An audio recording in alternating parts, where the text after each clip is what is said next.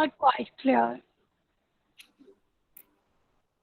Assalamu alaikum. I hope voice is clear now, since now I am talking properly. So am I audible? Yes, sir. Okay, so let's start with the contemporary period. So this is the contemporary period that is from Yes. 1939 till present. So this is the age, the time factor, the time. So this is the age, and this is important in a way that many changes came on the global level. World War ended, so World War II ended, and it ended that precedented era in which there was a change in balance of power. So जो bombs थे वो फेंके गए Hiroshima और Nagasaki पे, और it declared that world could end any time. ये आपको बताता चलूं कि जब हिरोशिमा और नागासाकी पे बॉम्बिंग हुई उस वक्त 10 लाख यानी लाइक 1 मिलियन कह लें जो स्टैंडिंग आर्मी थी जापान की तैयार खड़ी थी. तो जब ये अटैक हुआ तो जापान ने सरेंडर कर दिया, वो जंग से बाहर निकल गया. सो हिरोशिमा एंड नागासाकी इन एटम या एटॉमिक एक्सप्लोजन्स ने, न्यूक्लियर एक्सप्लोजन ने डिटरमिन कर दिया कि दुनिया जो है एक इंतहाई गैर यकीनी सूरत हाल में आ चुकी है. US became the most major economic force क्योंकि अब इंग्लैंड के पास से वो जो कमान थी वो जा चुकी थी. रशिया जो था वो वैसे ही ऑलरेडी इसमें पीछे रह गया था इस दौड़ में. यूके जो था ये वीक हो गया, और इंग्लैंड का जो था अब इसके अंदर क्लैशेस शुरू हो गए रिच एंड पुअर और कैथोलिक्स एंड प्रोटेस्टेंट्स के आयरलैंड में, जो कि हमेशा से, and between employed and unemployed. So ये कुछ मेजर थीम्स थे जो डेवलप हुए.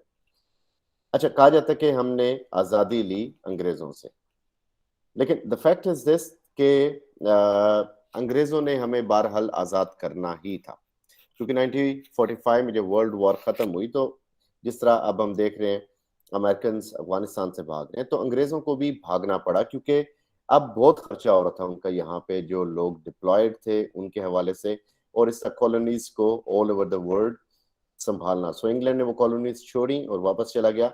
हाँ, हमारे जो लीडर्स थे मोहम्मद अली जिन्ना, बाबा कौम, इनकी विक्ट्री ये थी कि उन्होंने हमें या पाकिस्तान को हिंदुस्तान से बचाया या हमें हिंदुओं से बचाया कि हम उसके अंदर मर्ज नहीं हो पाए. उन्होंने एक अलग मुल्क बनाया. सो अंग्रेज ने तो जाने जाना था, लेकिन जो बड़ी विक्ट्री थी उनकी उससे भी ज्यादा वो ये थी कि एक अलग मुल्क बनाना जिसमें हम एक डिमार्केशन से रहे.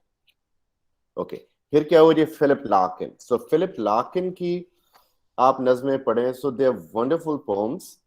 द मॉडर्न लिटरेचर जो है वो इतना कोई खास फीलिंग नहीं है, लेकिन फिलिप लार्किन की नज़मों में, for example Mr Bleaney, if you read Mr Bleaney you will come to know that it is a story of a person जो कि वहां पे रहा करता था जहाँ पे पोइट जाके रहना शुरू हुआ.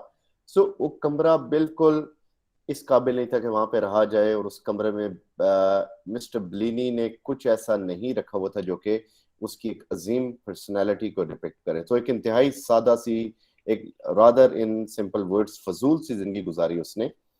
सो ये इंसान की एक जिंदगी है जो कि इंसान जिसका कोई भी वली वारस नहीं है, जो जिससे अकबर इलाहाबादी ने कहा कि पैदा हुए अस्पतालों में और पैदा हुए होटलों में या मरे अस्पताल जाके.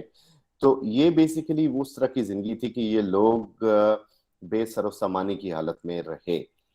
फिर MCM XIV that stands for 1945 सो 1914 यानी वर्ल्ड वॉर 1 का स्टार्ट.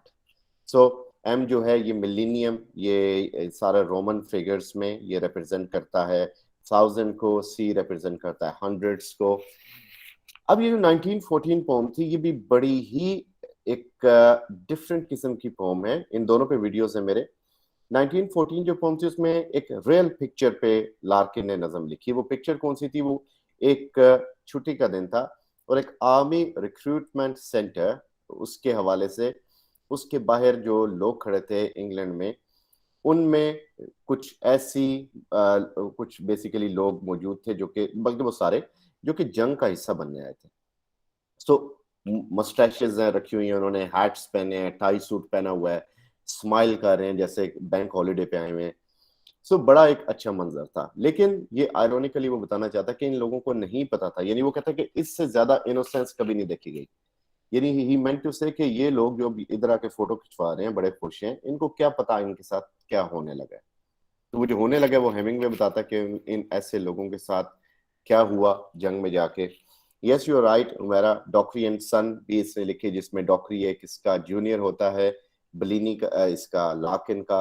और लेकिन लार्किन ने कभी शादी नहीं की, बेऔलाद था, शादी नहीं की तो बेऔलाद ही था, जारी बात है। तो इसकी जो जूनियर था डॉक्री, उसका बेटा था वो। अब ये उस पूरी पोम में एक हसरत का इजहार करता कि मेरे पास कोई ऐसा मेरी यानी विरासत में नहीं है कुछ, लेकिन मेरा जूनियर मुझसे आगे निकल गया कि उसकी औलाद भी है। फिर इसमें हमारे पास रेंडल जेरल, जिसकी शॉर्ट फॉक्स, ये जो है बेसिकली सॉरी ये इससे बिलोंग, लेट मी, शॉर्ट फॉक्स जो है वो टेड ह्यूज की पोम है। So let me correct myself, yes these are by Ted Hughes. ये गलत यहाँ पे लिखा गया, लेट मी करेक्ट इट। ये जो है नज़में, these are by Ted Hughes. तो टेड ह्यूज जो था basically person who was very good writer. इसकी एनिमल इमेजरी बड़ी मशहूर थी। सिल्विया प्लैथ का हस्बैंड था। थॉट फॉक्स इसकी नज़म है, जिसमें फॉक्स को वो एक सिंबॉलिकली दिखाता है कि जिसमें फॉक्स जो है वो इसका एक क्रिएटिव माइंड की तरह इसके सामने आ रही है, और वो उसके माइंड के अंदर एंटर हो जाती है। सो जो फॉक्स है बेसिकली वो एक रोल प्ले करती है कि इमेजिनेशन का, एक क्रिएटिव इम्पल्स का, जो कि पोइट जिसको एक्सेप्ट कर रहा है। इसके अलावा एनिमल इमेजरी पे उसने बहुत ज्यादा नज़में लिखी, बहुत ज्यादा इसका काम था। And then ride night ride on Ariel. Ariel इसका और सिल्विया प्लैथ का घोड़ा था, जिसपे सिल्विया की भी पोम है एरियल के नाम से। सो टेड ह्यूज की जो और भी डिफरेंट पोम्स हैं, they are there in my channel, उनको आप देख सकते हैं। कुछ प्रोमिनेंट जो होंगी उनको मैं अभी आपके सामने डिस्कस कर लेता हूँ। बेसिकली जो ह्यूज है इसकी, एज आई टोल्ड यू के जो एनिमल इमेजरी है इस पे इसका ज्यादा काम है। ही टॉक्स अबाउट दोस थिंग्स। इसको हम प्रीडोमिनेंटली एक पोइट ऑफ नेचुरल वर्ल्ड तो नहीं कह सकते, क्योंकि इसके अंदर थोड़े से इमेजेस डिफरेंट हैं। हाँ ये है कि उस नेचुरल इमेजरी को या एनिमल इमेजरी को ये थोड़ा सा एक डिफरेंस में यूज करता है, जिस तरह शायद बाकी लोगों ने नहीं किया। सो इसकी वर्क्स के अंदर we get to know full moon and little Frieda, जो कि एक जो इसकी और सिल्विया प्लैथ की बेटी थी फ्रीडा, उसके ऊपर इसने लिखी। फिर क्राउज फर्स्ट लेसन एक इसकी इंपॉर्टेंट पोम थी, जिसमें वो बताता है कि that is basically about genesis, the creation of like man, और ये इंसान के साथ जो सिन था अटैच। सितंबर इसकी एक बड़ी इंपॉर्टेंट पोम है, जिसमें he talks about the autumn. और फिर वुड वो एक इसकी इंपॉर्टेंट पोम है, जिसमें he talks about a person who lives somewhere, like who land somewhere, कहाँ से आया कोई पता नहीं, और उसके लिए एक बड़ी अननोन सी जगह होती है ये दुनिया। तो वो जिस तरह इंसान को पहली बार दुनिया में उतारा गया, तो जो उसके ख्यालात हो सकते हैं उस टाइप के ख्यालात यहाँ पे हमारे सामने रखे गए। फिर next we have John Ashbery. So John Ashbery एक प्रोमिनेंट अमेरिकन पोइट था, और इसके जो वर्क्स है वो भी उस पर्टिकुलर दौर को रिप्रेजेंट करते हैं, इस मॉडर्न टाइम को। इन तमाम एक चीज राइटर्स में या पोइट्स में एक चीज बड़ी कॉमन है, वो ये कि इसमें हमें नजर आता है, साफ नजर आता है कि ये दुनिया से थोड़े से यानी बिल्कुल ही अजीब किस्म के थीम्स लेके चल रहे हैं, यानी बड़े pessimistic themes. Self portrait in a convex mirror, ये जो इसका एक वर्क है जॉन एशबरी का, उसमें उसने पारमिगियानिनो एक इटालियन पेंटर था उसको दिखाया, जिसने अपनी डिफॉर्मिटी को छुपाने के लिए कॉन्वेक्स मिरर को शो कराया, जिसमें उसने अपनी इमेज बनाई। वो जो मिरर था वो उसमें बहुत ज्यादा रोल प्ले करता है कि जिसमें एक इंसान अपनी डिफॉर्मिटी को छुपाता है। फिर इसका वेट केसमेंट एक बहुत important poem, that is the only poem on YouTube जो कि मेरी है, उसके अलावा किसी ने उस पे शायद नज़म पे पैराफ्रेज उसकी नहीं की, तो वो आपको वाहिद मेरे चैनल पे मिलेगी। सो वेट केसमेंट्स बाय जॉन एशबरी, जिसमें he talks about several such themes. इसमें एक ब्रिज दिखाता है जो टूटा हुआ है, यानी a man can not reach his destination, pessimism है, लोग वहां पे खड़े देख रहे हैं और लाइक शादी के मंजर से मनाजिर स्विच होते हैं, तो मुख्तलिफ उसमें इमेजेस उसने दिखाए। फिर पेंटर है द पेंटर, जिसमें he talks about individual versus society का थीम, जो बड़ा पुराना थीम है। सो ये बड़ी इंपॉर्टेंट नज़में थी। उसके अलावा फिर ये सरिंजा एक इसकी पोम थी जो कि अगेन बड़ी इंपॉर्टेंट पोम थी। सरिंजा में क्या करता है वो, basically he talks about a person जो कि यानी ऑर्फियस जो कि उसकी मिथ थी, उस मिथ को इसने डिफाइन किया यहाँ पे। एडविन रिच है जो कि एक फीमेल इमेंसिपेशन की बड़ी चैंपियन है। उसका डाइविंग इनटू द रैक, कि वो एक समुद्र में छलांग मारती है और आगे रैक पड़ा होता है शिप का जिसको वो देखती है, तो उस शिप रैक में उसे Excuse me, sir. बहुत सारा, सॉरी, शिप रैक में उसे बहुत कुछ नजर आता है। तो बेसिकली ये चूंकि ज्यादातर मेल डोमिनेंट सोसाइटी करती थी ये वाला काम, या मेल कम्युनिटी करती थी, तो फीमेल का उस समुंदर में गोता लगाना इसको एक तरह से आइकोनोक्लास्ट या इसको एक एवेंट ग्रेड किस्म का काम समझा जाता था, जो कि लोग नहीं करते, ख्वातीन नहीं करती थी नॉर्मली। फिर इसका एक और काम वर्क था आउंट Jennifer स्टाइगर। So Aunt Jennifer Steigers भी एक इसकी important poem है, which is in which she is champion. She is talking about women emancipation again. Myth होती है मिस इकरा some ideas जो कि reality में exist नहीं करते लेकिन stories के तौर पे जाने जाते हैं, जैसे ग्रीक मिथ्स जो हैं वो बड़ी मशहूर हैं। सो इसमें ऑर्फियस जो होता है वो अपनी वाइफ यूरोपा को लेने के लिए आता है, उसको अंडरवर्ल्ड में ले जाया जाता है, इसको कहा जाता है कि तुमने इसको ले तो जा रहे हो लेकिन पीछे मुड़ के नहीं देखना। जब वो पीछे मुड़ के देखता है क्यूरोसिटी में, तो उसकी वाइफ गायब हो जाती है, तो फिर वो लेमेंट करता रहता है।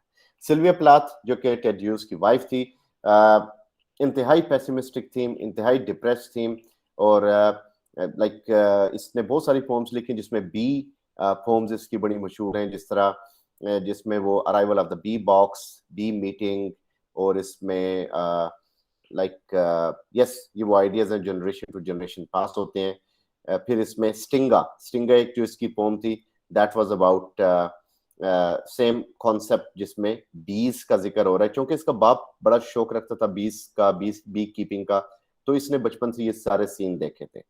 डैडीज की पोम है जिसके अंदर she talks about world war, जिसमें जो ज्यूज को मारा जर्मन्स ने, उस हवाले से she is talking to her father, ये उस अपने बाप के बारे में जिसको इन द एंड अपने बाप और हस्बैंड दोनों के खिलाफ बोलती है। प्रीडोमिनेंटली मेल डोमिनेंट सोसाइटी के खिलाफ है। लेडी लेजरस भी इसकी एक नज़म है जिसमें she talks about the emancipation of women, के ख्वातीन पे बड़ा जुल्म हो रहा है उन, यानी इसमें दिखाया कि जिस तरह ये एक खातून है जो जिसके जिस्म का एक एक टुकड़ा लोग ले जाते हैं और बाद में ये फिर जन्म लेती है और फिर रोज इसके साथ ये होता है, तो वो कहती है कि हमारा टाइम आएगा जब हम इस मेल कम्युनिटी को खा जाएंगे। एरियल इसकी एक और पोम है जिसमें she talks about her horse Ariel, जहाँ पे मतलब सवारी करते हुए वो गिरी और गिरने के बाद इसको, यानी पहले वो लटकी रही उसकी गर्दन से, तो वो सारे इमेजेस जो उसने देखे उसने इसमें एक्सप्लेन किए। पॉपीज इन अक्टूबर, वो थोड़ा सा एक नेचर का कॉन्सेप्ट इसमें दिया। सो ओवरऑल ये जो लोग हैं इनके Sir, कॉन्सेप्ट्स can we बड़े, say that Salvia was very bold writer? कौन, कैटियस? Yes, he was. Okay. So then we have these writers Sir, जो कि इस एज में थे, but Salvia Plath was very bold writer, as we see in yes, her writing. yes, Sylvia Plath was bold. उसके themes बड़े bold थे, बड़ा open किस्म का लिखती थी। So ये कुछ writers से इनके साथ इसी दौर के कुछ जिनके पास prominence है लेकिन इतनी नहीं है। इसमें हमारे पास furthermore एलिजाबेथ बिशप जिसकी नज़में हम देखते हैं, वन आर्ट फिलिंग स्टेशन, ये इंपॉर्टेंट है।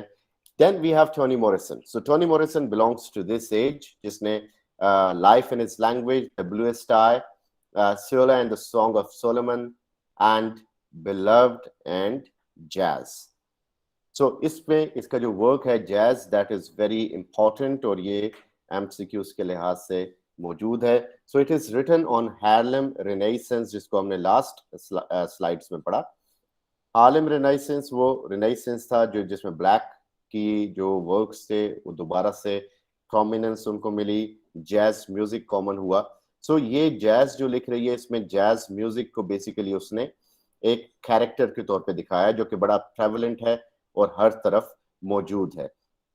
सो जो जैज है बेसिकली इसमें एक स्टोरी दिखाई गई जिसको हम अलग भी डिस्कस करेंगे इस अपने सेशन में. बेसिकली वो ये लिखा गया है स्ट्रीम ऑफ कॉन्शियसनेस में, इसलिए इवेंट्स जो हैं काफी हद तक एक क्रोनोलॉजिकल ऑर्डर को डिफाई करते हैं वो स्ट्रीम ऑफ कॉन्शियसनेस में, इसलिए थोड़ा सा ये कॉम्प्लेक्स हो जाता है. फिर कुछ इसमें बड़े फिलोसफर्स थे जिन्होंने अपने वर्क्स लिखे. फिर मार्टिन लूथर किंग जूनियर. सो मार्टिन लूथर किंग जूनियर जो है, एक तो मार्टिन लूथर वो था जिसके बारे में हमने पढ़ा कि मार्टिन लूथर जिसने प्रोटेस्टेंट्स के बारे में वो यानी प्रोटेस्टेंट्स जिसकी वजह से डेवलप हुआ एक नया. अब ये जो मार्टिन लूथर है ये मार्टिन लूथर किंग जूनियर था. सो ये बेसिकली अमेरिकन सिविल राइट्स का चैंपियन था. इसने जो है और एक बैप्टिस्ट मिनिस्टर भी था. इसका एक work I have a dream, ये बहुत इंपॉर्टेंट वर्क है. यानी ये इसकी वर्क नहीं बल्कि इसकी एक स्पीच है. एक मुकाबला था, मुकाबला भी नहीं बल्कि एक जगह पे बहुत सारे लोग थे मुख्तलिफ मुल्कों के जिन्होंने बोलना था. सो वहां पे आके जब ये बोला तो इसके बाद फिर लोगों ने किसी और को सुनना मुनासिब नहीं समझा. ये मैंने आपके चैट बॉक्स में लिख दिया, आई हैव अ ड्रीम. वो इसकी स्पीच बड़ी मशहूर है, यूट्यूब पे भी है और आपको रिटन भी मिल जाएगी. वो पढ़ने वाली स्पीच है, बहुत इंपॉर्टेंट स्पीच है इसकी. फिर ऑर्थर मिलर का ऑल माई सन्स, डेप्थ of a salesman, the crucible and the lost yankee. Yankee कहते हैं न्यूयॉर्क में रहने वाले को, जैसे लाहौर में रहने वाला लोहड़ी बल्कि लाहौरी. So यहाँ पे depth of a salesman is a story about a person जो के what is meant by second year present.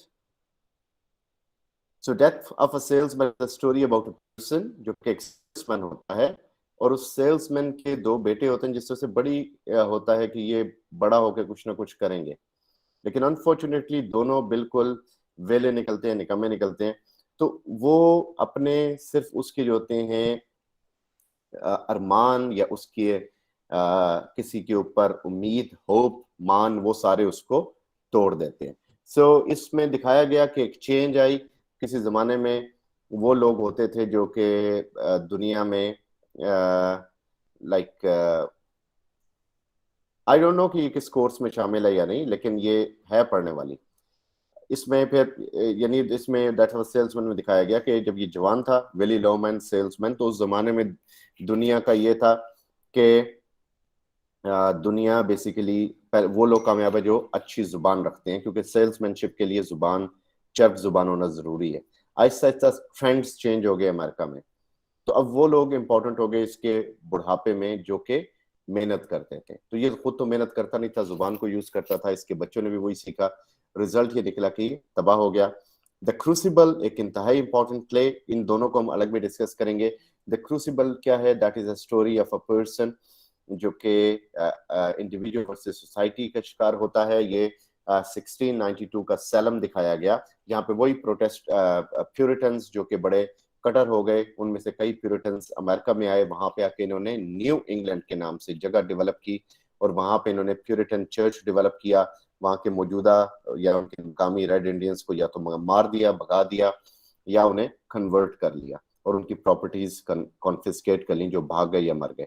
सो वहां पे ये विच क्राफ्ट ट्रायल्स हुए थे बड़े इंपॉर्टेंट. तो ये उनके उस बैकग्राउंड के ऊपर क्रूसिबल लिखा गया.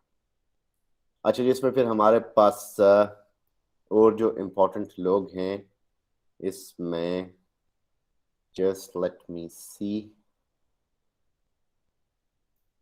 चूंकि रीसेंट एज है, अब ये वो एज थी कि बहुत सारे लोगों के नाम प्रिजर्व रहे सो बेशुमार लोग हैं जो कि इनके नाम यहाँ पे लिखे हुए हैं, लेकिन जिनको मैं मेंशन नहीं कर रहा वो इतने उस लिहाज से जरूरी नहीं है।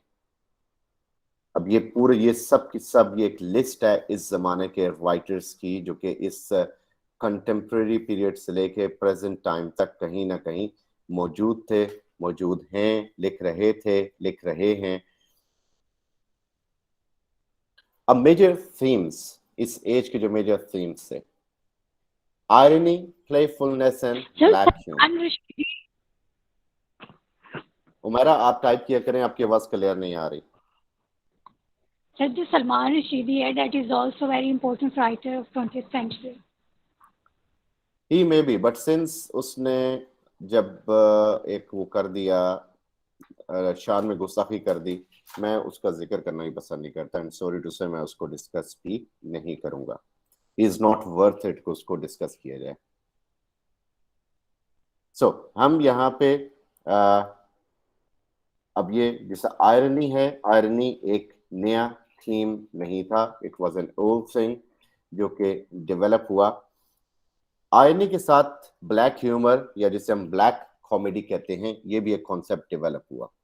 इसे डार्क ह्यूमर भी कहा जाता है, डार्क कॉमेडी भी कहा जाता है, मॉर्बिड ह्यूमर भी कहा जाता है, ब्लैक कॉमेडी भी कहा जाता है, और गैलोस ह्यूमर भी कहा जाता है। ये बेसिकली इसमें क्या होता है कि that it makes light of subject matter that is generally considered taboo. So कुछ वर्ड्स टैबू होते हैं, यानी टैबू वर्ड्स मीन कि अब तलाक का लफ्ज है, अब तलाक का वर्ड, हालांकि इसमें एक इस बोलने में कोई हर्ज नहीं है, लेकिन टैबू वर्ड है। अब जो डॉग है उसको हम कुत्ता कह देते हैं, लेकिन बिच को हम कुत्ती नहीं कहते, लाइक दैट सीम्स ऑफेंसिव। सो इसमें ये कुछ रेस्ट्रिक्शंस आ जाती है हमारे पास, ठीक है। तो ये बेसिकली इस हवाले से अगर देखा जाए तो ये जो टैबू वर्ड्स होते हैं, जिसमें बहुत सारे वर्ड्स ऐसे हैं जिनको हम सोसाइटी के कुछ प्रेशर की वजह से या इस वजह से कि चलो हमारा एक अच्छा इमेज है, उसकी वजह से हम उसे एक्सप्लेन नहीं करते। तो ये टैबू वर्ड्स इसमें यूज करते थे, और इसमें सब्जेक्ट्स जो यूज होते थे उनको लाइक उनको थोड़ा सा पेनफुल दिखाया जाता था डिस्कस करने के हवाले से। तो ये एक इस टाइम में डेवलप हुआ इस चीज के अंदर। हमारे पास अभी ये क्वेश्चन आया है फार्स के हवाले से। सो ये जो फार्स है, बेसिकली फार्स एक कॉमेडी का एक कॉमेडी की एक टाइप है।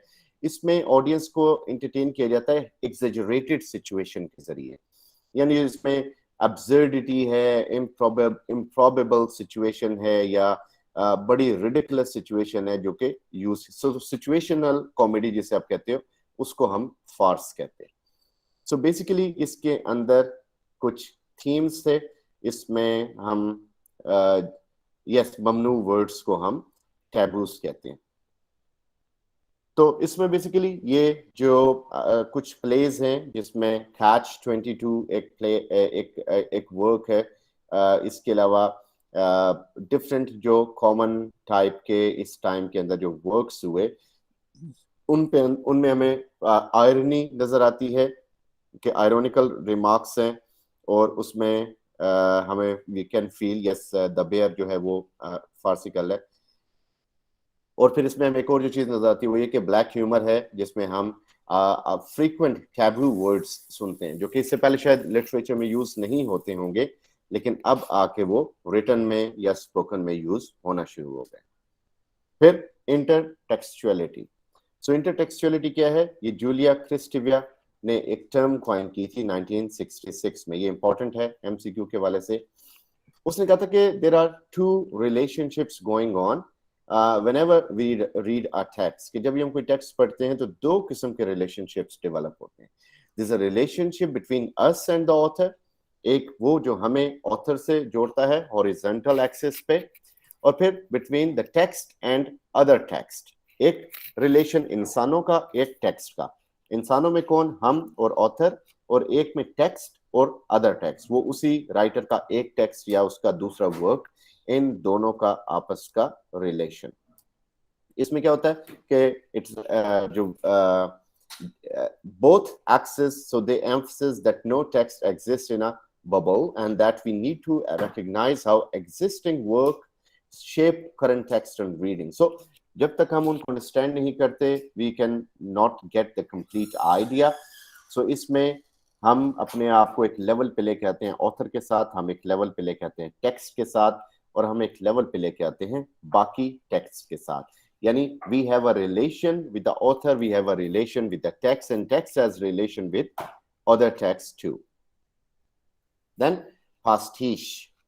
सो पास्टिश जो है ये एक और नई टर्म है, शायद कई लोगों के लिए एक डिफरेंट टर्म होगी, जिसमें हम बेसिकली एक यू कैन से कि it may be an artistic work that may be in style, और इसमें एक और आर्टिस्टिक वर्क का या किसी आर्टिस्ट का या किसी टाइम पीरियड का एक कॉपी होती है. जिस तरह आप यूँ कह सकते हैं कि रेप ऑफ द लॉक का जो टेक्स्ट है बेसिकली वो एक ग्रीक चीज का एक कॉपी है, ग्रीक वर्क का कॉपी है, या सम सॉर्ट ऑफ पैरोडी. सो ये बेसिकली क्या है, एक literary equivalent of collage. Collage में क्या करते हैं आप, मुख्तलिफ किस्म की तस्वीरों को जो कि रेलिवेंट होती हैं आपस में जोड़ते हैं. So it's not creating something new from scratch but drawing something what already exist. तो आप किसी चीज को लेते हो, जिस तरह पैमेला को देख के शैमिला लिखा गया, पैमेला भी नॉवल था, शैमिला उसका एक कॉमिक वर्जन लिखा गया. सो इन दिस वे ये एक ऑलरेडी रिटन टेक्स्ट को थोड़ा सा चेंज किया जाता है. Then metafiction. सो मेटाफिक्शन क्या है? So it was used by William H गास in 1970 उस essay में philosophy and the form of fiction. So metafiction जो है, it signals the kind of text that emphasizes its status in a text. So वो text का status जो कि within text है. Metafiction is 100% aware of the fact that it's fiction. Some literature may try to be naturalistic or realistic, but postmodernism doesn't hide what it is. मसलन जो आप बात करते हैं कॉलरिज की, तो उसके बारे में कहा जाता है कि उसके वर्क्स को कहा जाता था suspension of disbelief. So suspension of disbelief इसलिए कि वो डिसबिलीफ को सस्पेंड कर देता है, इसलिए उसका उस टाइम के अंदर लिखना लोगों को पसंद होता था. लेकिन यहाँ पे क्या है, यहाँ पे मेटाफिक्शन को इससे लिखा जाता है कि प्योरली पता लगे कि ये फिक्शन यानी एक फिक्शन का एक एक्सटेंडेड लेवल है, इसके अंदर कोई रियलिज्म नहीं है, क्योंकि जो मॉडर्न एज या पोस्ट मॉडर्न एज है वो दिखाती थी जिस तरह चीजें हैं. So it is a prose style of prose you can say in a narrative form, और इसमें लाइक फिक्टिशियस कंपोजिशन होती थी, और लाइक इसमें वी गेट टू नो कि things are not common. Like even the protagonist is sharing the name of the creator and each book having the same title. So this also happened in metafiction works. So furthermore, we can go to Poemina. So that is a term coined by Aleister Fowler. So ये एक specific type of metafiction थी जिसमें process of creation को सामने रखा जाता है. So इसमें ये था बेसिकली कि इसमें ये जो है any book which is dependent on it, it will be about the process of creating the book or include a central metaphor for this process. कि how to create a book, how to create a work, how to create a story, ये सारा कुछ इसके अंदर था. like एक और जो वर्क है थॉमस कार्लाइल का, so इसमें which is about narrator's frustrated attempt to tell his own story. जिस तरह वर्ड्सवर्थ परेशान हो जाता है प्रील्यूड के शुरू में कि मैं क्या लिखूं क्या ना लिखूं. So that kind of something is here in this too. Then temporal distortion. Temporal distortion temporal time को represent करती है. So this is a common technique in modernist fiction. Fragmentation and non-linear narratives are central features in both modern and postmodern literature. So temporal distortion is postmodern fiction is used in a variety of ways, often for the sake of irony. So normally irony के लिए इसको use किया जाता है. Histograph metafiction is an example of this. Distortion in this time are central figures in many of Kurt's non-linear novels, the most famous of which is Billy Pilgrim. इसमें basically क्या होता है कि आप जिस तरह टाइम को डेविएट करता है, यूनिटी ऑफ टाइम, प्लेस और एक्शन को शेक्सपियर, उस केस को नॉवल की फॉर्म में इस तरह यहाँ पे लाया गया. Magical realism. So magical realism जो था ये भी एक ट्रेंड डेवलप हुआ जो कि रिसेंटली बहुत ज्यादा उसको यूज किया गया. सो ये लिटरेरी वर्क्स थे जो कि still sharp defined or smooth painted images थे of figures and objects, and they were depicted in a realistic manner. So the themes and subjects are often imaginary, somewhat outlandish and fantastic, and with a certain dream-like quality. So बड़े एक mythological किस्म के इसमें themes हो सकते हैं, characters हो सकते हैं, magical quality हो सकती है, और ड्रीम लाइक थिंकिंग, कोई ideal state, ideal place, ideal किस्म के कैरेक्टर्स जो इसमें दिखाए जा सकते हैं. सो इसमें हम देखते हैं कि that may be result of some magical trance on writer. So some of the characteristic features of this kind of fiction are mingling and juxtaposition of realistic and fantastic or bizarre skillful themes, कि जिसमें दोनों को mix कर दिया जाता है कि realistic manners भी और मैजिकल मैनर्स भी या अनरियलिस्टिक मैनर्स भी, उन थीम्स को भी मिला दिया जाता है. टेक्नोकल्चर और हाइपर रियलिटी. इसमें क्या होता है कि रियलिटी को बड़ा हाइपर या क्लियर अंदाज में दिखाना, कि जिस तरह मंटो है वो एक चीज को बहुत ही ज्यादा सेक्सुअल थीम्स को दिखाता है. That is a kind of hyper reality, कि रियलिटी तो है लेकिन आप उस एक रियलिटी को बहुत ही ज्यादा पर्टिकुलरली उसको फोकस कर रहे हो. सो ये जो था ये भी डेवलप हुआ अराउंड 1967 till 1981. सो जो पोस्ट मॉडर्निज्म है इसमें सिर्फ एक्सपेरिमेंटल आर्ट या मैजिकल रियलिज्म फिक्शन नहीं थी, बल्कि इसमें जहाँ पे इस तरह के मौजूओं पे काम हो रहा था वहां पे हाइपर रियलिटी और टेक्नो कल्चर इनके ऊपर भी काम चल रहे थे. सो बेसिकली जो मॉडर्न एज है, मॉडर्न एज इस लिहाज से बड़ी कॉम्प्लेक्स है. आप इसे सिंपल एज नहीं कह सकते, क्योंकि यू सी इसका रीजन क्या है कि डाइवर्सिटी है, लोग हर जगह पे मौजूद हैं, हर एक के पास मुख्तलिफ किस्म के थीम्स हैं, हर एक के पास मुख्तलिफ किस्म के मीडियाज हैं, सोशल मीडिया है, मीडिया इतना तेज हो चुका है कि वो आपको हर चीज बता रहा है. सो उसकी वजह से ये चीजें लोग मुख्तलिफ किस्म की थॉट्स में होते थे. सो उसमें हाइपर जो एक रियलिज्म मौजूद था. टेक्नोकल्चर बेसिकली एक नियोलॉजिज्म होता है. नियोलॉजिज्म कहते हैं एक नया वर्ड जिसको कॉइन किया जाता है, एक नया word. So that is not standard dictionaries but has some popularity, जो कि कहीं किसी इदारे में बहुत ज्यादा पॉपुलर होता है वर्ड, आहिस्ता आहिस्ता बड़ा फेमस हो जाता है. So it refers to the interactions between politics of technology and culture. So technoculture, technology और culture से मिलके वर्ड बना है, जिसको हम एक ब्लेंड भी कह सकते हैं. फिर पैरानोया. पैरानोया क्या होता है कि डिस्ट्रस्ट और मिसट्रस्ट, कि लोगों के ऊपर आपको यकीन नहीं है, आप लोगों को यकीन नहीं कर रहे उनके ऊपर, आप खौफ है आपके अंदर सोसाइटी का. तो ये भी थीम्स जो कि मॉडर्न वर्ल्ड के थीम्स हैं, हमें एक डिस्ट्रस्ट की कैफियत पैदा होती है. जिस आजकल हम देखते हैं ज़ैनब का केस, और इसके बाद माएँ बड़ा परेशान है कि जिस तरह के लोगों के साथ, बच्चों के साथ वाकयात हो रहे हैं. एक पैरानॉइड सिचुएशन है कि वी आर पैरानॉइड, हम हर एक चीज में डरते हैं कि ये खा लिया तो मर जाएंगे, इस पे ट्रस्ट नहीं करना, ये बंदा ऐसा लगता है. So these themes are also emerging in the present age. फिर मिनिमलिज्म और मैक्सिमलिज्म, ये दो थीम्स है. So minimalism जो था, it was a literary minimalism, so it can be characterized as a focus on surface description, where readers are expected to take an active role in creation of story. So इसमें focus किस पे होता था? Surface description पे. और readers का क्या role होता था कि वो creation करें एक story की.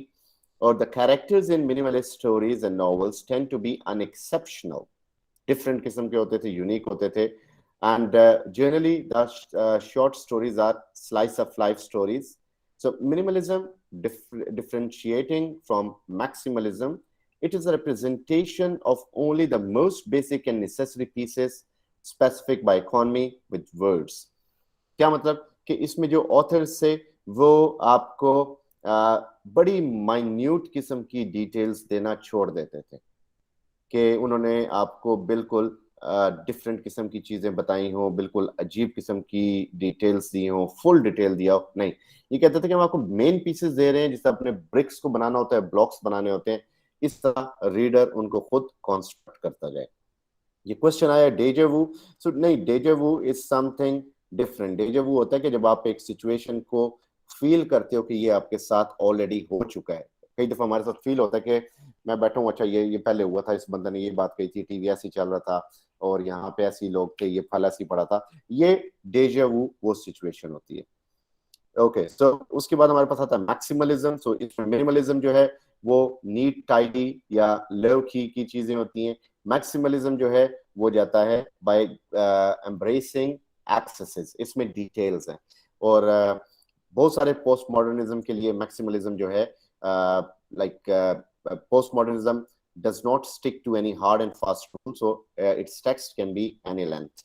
So जिस मैक्सिमलिज्म है, अब इसमें सेम एज में हम देख रहे हैं मिनिमलिज्म भी है, जहां पे रीडर्स के लिए कॉम्पैक्ट टेक्स्ट दिया जा रहा है। सेम एज में रीडर्स के लिए एक लाइक एग्जेजरेटेड एक बल्क में भी टेक्स्ट दिया जा रहा है। So post modernism length of the novel या वर्क उसके ऊपर अपना चेक नहीं रखती। फिर पोस्ट कॉलोनियलिज्म की थ्योरी डेवलप हुई और बहुत सारी थ्योरीज जो डेवलप हो रही थी।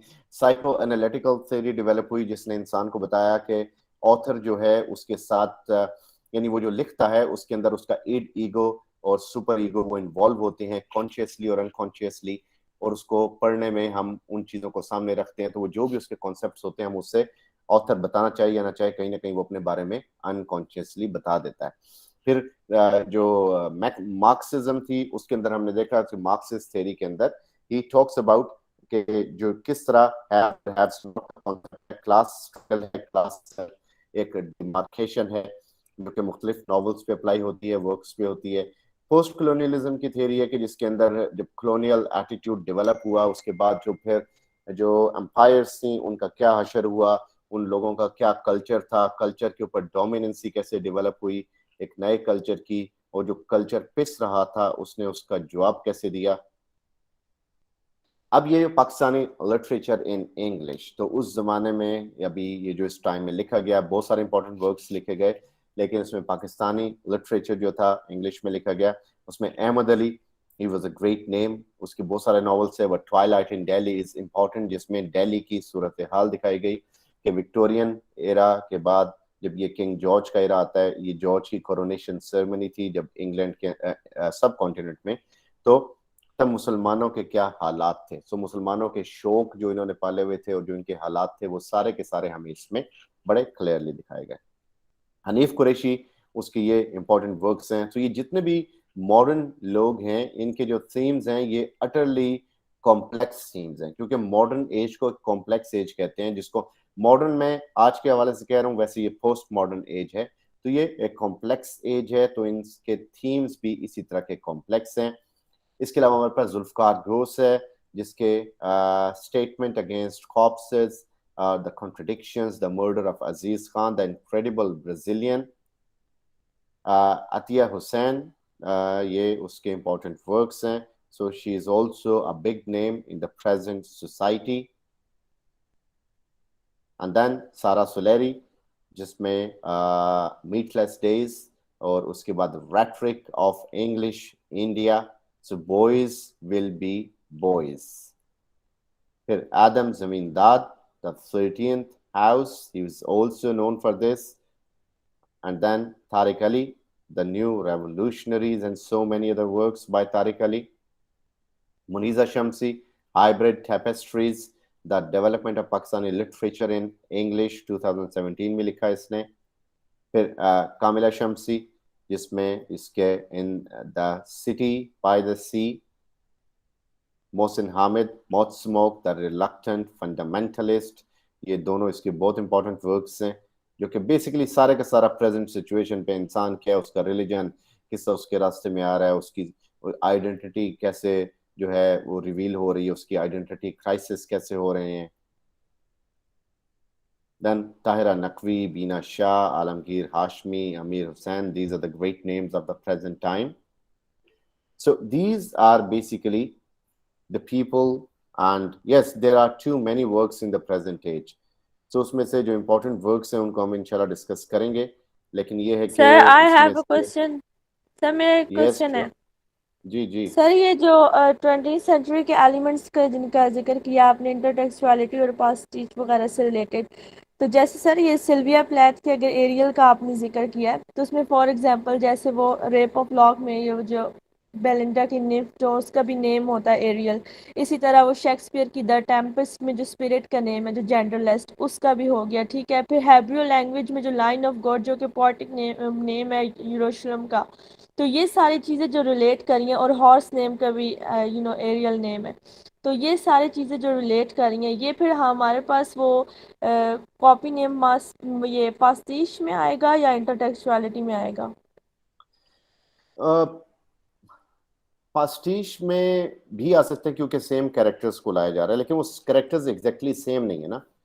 कैरेक्टर्स को नाम सेम रखा गया लेकिन उनको डिफरेंट डिफरेंट व्यूज दिए गए, उनके व्यूज डिफरेंट हैं, यानी वो सेम कैरेक्टर हर जगह पे नहीं आ रहा। हाँ, अगर आप कहो कि थियरीसियस आ रहा है, फिर आगे भी आ रहा है, फिर मॉडर्न भी उसको लेके आ रहे हैं, पोस्ट मॉडर्न भी लेके आ रहे हैं, तो वो पास्टिश है।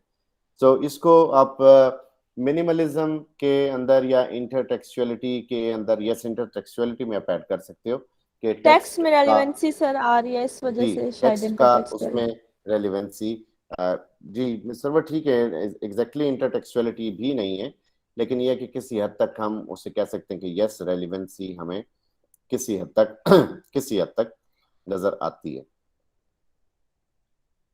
Okay ji, so coming to Shakespeare, William Shakespeare के जो इम्पोर्टेंट वर्क्स हैं उनको आज हम देखते हैं। आज हम कोशिश करेंगे कि इसके कम से कम 2 वर्क्स को हम क्विकली कर लें और 2 को हम कल पे रख लें।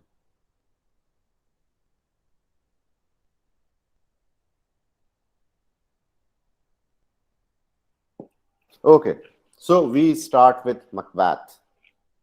आपने इंडियन मूवी अगर देखी है मकबूल, तो वो इस पे बेस्ड है, ठीक है।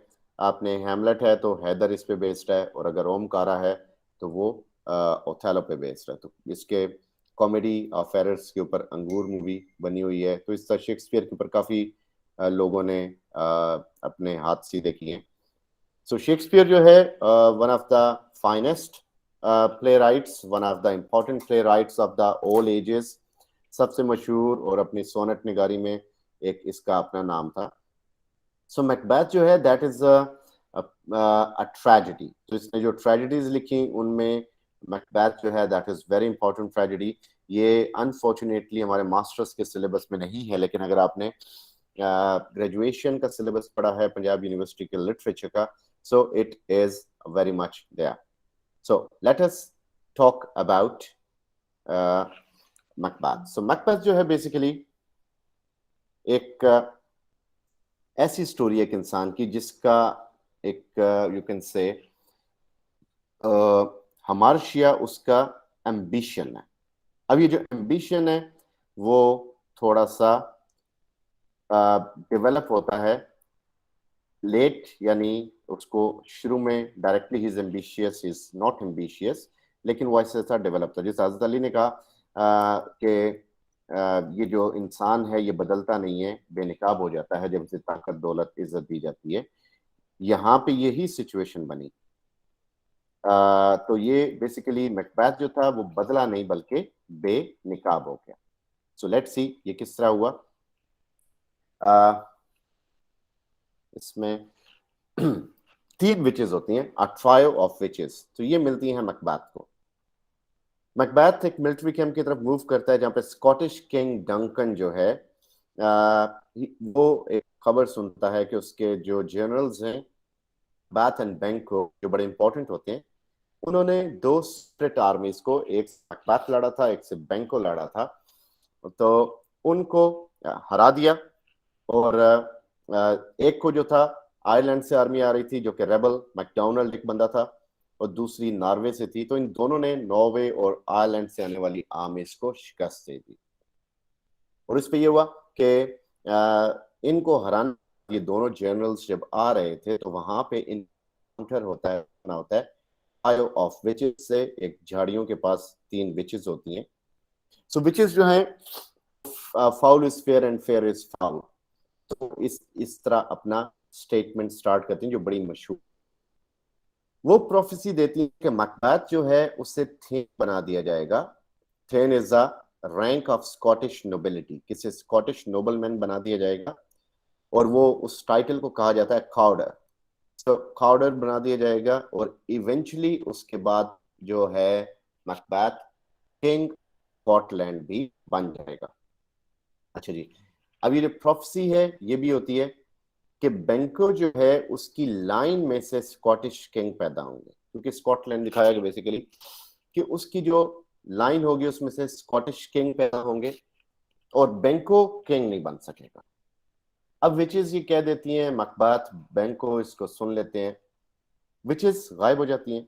मैकबेथ और बेंको जो है वो स्केप्टिकली यानी नॉन बिलीविंग और समवट बिलीविंग इस वैसिलेटिंग काइंड ऑफ एटीट्यूड में उसको नजरअंदाज कर देते हैं कि किंग डंकन, तो डंकन के बंदे आते हैं, यानी इसके बादशाह के बंदे। बादशाह में कजन भी है, ये बादशाह भी है कजन भी है।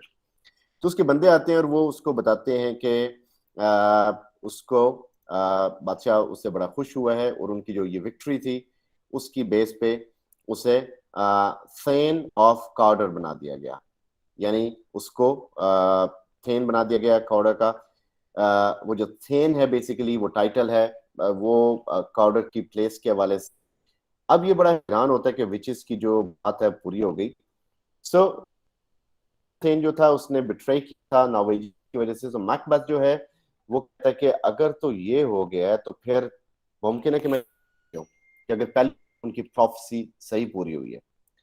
लेकिन वो अनसर्टेन होता है, वो जाता है किंग डंकन के पास, और फिर वो किंग डंकन जो है इनवर्सनेस जो कि मैकबेथ का पैलेस है, क्योंकि उसका कजन भी है तो उसके पास आने की ख्वाहिश का इजहार करता है, और रात को वो चाहता है कि वो मैकबेथ के यहाँ रुके।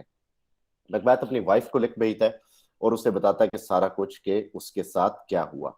वो सारी स्टोरी जो है वो अपनी बेगम को बता देता है। अच्छा, तो वो जब ये सुनता है तो उसके बाद वहां से लेडी मैकबेथ, अब वो हस्बैंड की अनसर्टिनिटी को खत्म करती है, कहती है अब जो हो रहा है मेरे ख्याल में ठीक हो रहा है। वो चाहती है कि अब तुम्हारे जिम्मे तुम्हारे नसीब में किंग लिखी हुई है, तो ठीक है डंक को मार दो। मैकबेथ जो है वो वहां पे पहुंचता है तो वो अपने हस्बैंड को मजीद परसुएड करती है, मना लेती है कि वो किंग को कत्ल करे। और लेडी मैकबेथ प्लान करते हैं, और डंकन के जो 2 गार्ड्स हैं वो क्या करते हैं कि हम उन गार्ड्स को सुला देंगे और उनको यानी पहले डंकन को मारेंगे, इनको नशा दे देंगे और बाद में इनको भी कत्ल कर देंगे, और ये बता देंगे कि ये जो गार्ड्स थे बेसिकली इन्होंने डंकन के साथ गद्दारी करनी थी। तो मैकबेथ ने उनको देख लिया, और लेकिन उससे पहले ये हो चुका था कि ये जो गार्ड्स थे वो किंग डंकन को मार चुके थे। सो ये बेसिकली इनका प्लान था। अब क्या होता है जी कि इसी प्लान को लेके मैकबेथ जो है he is basically willing but he is also not willing. वो विलिंग भी है, वो नॉट विलिंग भी है। नॉट विलिंग किस लिए? वो क्योंकि उससे एक तो वो उसका अफसर है, डंकन किंग है, दूसरा उसके अंदर अनविलिंगनेस का जज्बा इस लिहाज से ज्यादा आ रहा है कि शायद उसे लग रहा है कि ये गिल्ट है, ये गलत काम है जो मैं कर रहा हूँ, तो मुझे शायद ऐसा नहीं करना चाहिए। सो इस चीज को देखते हुए जो ये है मैकबेथ, वो अपनी वाइफ से बहस भी करता है, लेकिन वो उसकी बहस को ओवर रूल कर देती है, वो उसकी बात को नहीं है। सो इस बात पे Macbeth is in the end convinced, लेकिन ये अंदर से उसकी अपनी डिजायर भी है जो चाह रही होती है कि उसे बादशाह बनना है। खैर, डंकन होता है, मैकबेथ उसे स्टैब करता है, और अब उसके बाद कुछ डाउट्स क्रिएट होते हैं, सुपरनैचुरल विजन्स नजर आते हैं, डैगर नजर आता है खून से भरा होता है। डंकन की डेथ डिस्कवर किया जाता है, वही अपने प्लान के मुताबिक उन गार्ड्स को मार देते हैं। और उसके बाद क्या होता है, डंकन के जो बेटे होते हैं उसमें, यानी मैकबेथ जो कि बड़ा सीनियर, उसको किंगशिप मिल जाती है फौरन। डंकन के बेटे माल्कलम एंड डोनाल्ड, ये दोनों इंग्लैंड से भाग जाते हैं, फ्री टू इंग्लैंड। चूंकि इंग्लैंड की कहानी है, वो स्कॉटलैंड से और आयरलैंड भाग जाते हैं, और उनको ये होता है कि जिसने डंकन को मारा है वो हमें मार सकता है। अब यहाँ पे चीज बड़ी अब इम्पोर्टेंट होती है। मैकबेथ जो है वो पहले तो चूंकि बिलीव नहीं कर रहा था विचेस पे, अब जब वो करता है तो वो on the whole proper believe करना शुरू कर देता है। और उससे ये होता है कि यार अब विचेस की मैंने बात मान ली है, विचेस ने कि मैं थेन बनूंगा, मैं थेन बन गया। विचेस ने कहा कि मैं बनूंगा ये लाइक उस बादशाह, तो मैं बादशाह भी बन गया। अब विचेस ने एक चीज भी कही थी कि थी बैंकों के हवाले से, कि बैंकों खुद तो किंग नहीं बनेगा, लेकिन बैंकों की नस्ल में जो लोग होंगे वो किंग बनेंगे, जो कि स्कॉटलैंड की अगली नस्ल वो होगी। को ये चीज बड़ी अंदर आ रही होती है कि इसका मतलब है कि मैं या मेरी औलाद उनके किंगशिप नहीं आएगी। तो वो एक और प्लान करता है। सो वो क्या प्लान करता है इस हवाले से, वो एक फीस्ट अरेंज करता है जिसमें बहुत सारे लोगों को बुलाता है, और उसमें मर्डरर्स को छोड़ देता है, और जो कि अचानक बैंको जब खाना खाने आ रहा होता है उस पर अटैक करते हैं, मार देते हैं उस वहां से। ठीक है, अब मैकबेथ को बड़ा गुस्सा बात पे कि बेटा भाग गया, उसका बेटे से असल रोला था उन्हें, क्योंकि उसके असल में से लोगों ने बनना था। तो उसे होता है कि मेरी पोजीशन इसके और है, बैंकों के मरने से नहीं, उसके बेटे से मरने पे इसको तसल्ली होनी थी। तो फिर ये होता है कि जो फीस्ट होता है, फीस्ट में मैकबेथ बैठा होता है, तो बैंकों का भूत से नजर आता है। तो जब बैंकों का भूत नजर आता है तो मैकबेथ जो है बड़ी अजीब हरकतें करना शुरू कर देता है, और उसकी हरकतों में ये होता है बेसिकली कि वो लोगों को परेशान कर देता है कि हमारे किंग को क्या हो गया, पागल तो नहीं हो गया। उन्हें नहीं पता होता कि इसके माइंड हार्ट में क्या चल रहा है। तो लोग जो हैं उससे काफी हद तक परेशान होते हैं इसकी इस हरकत से। तो लेडी मैकबेथ जो है आती है और वो आके इसको थोड़ा सा लाइक सिचुएशन को थोड़ा सा संभालती है कि इस तबीयत नहीं ठीक है, वटेवर। जी, अब यहाँ पे डीमंस का सीक्वेंस नजर आता है जो कि कहीं ना कहीं उसको तंग करते हैं। सो वो उसको ये होता है कि लाइक इसमें मजीद उधर प्रोफेसीज होती हैं जो कि हम इसके बारे में देखता है। तो जो है वो विचेस के पास दोबारा जाता है और उन्हें कहता है ये क्या हो गया, अब तुम मुझे इसका हल बताओ। सो विचेस क्या प्रोफेसीज देती हैं कि मैकडफ से बच के रहना, जो कि एक स्कॉटिश नोबलमैन है और वो इक्तिदार के लिए खतरा है।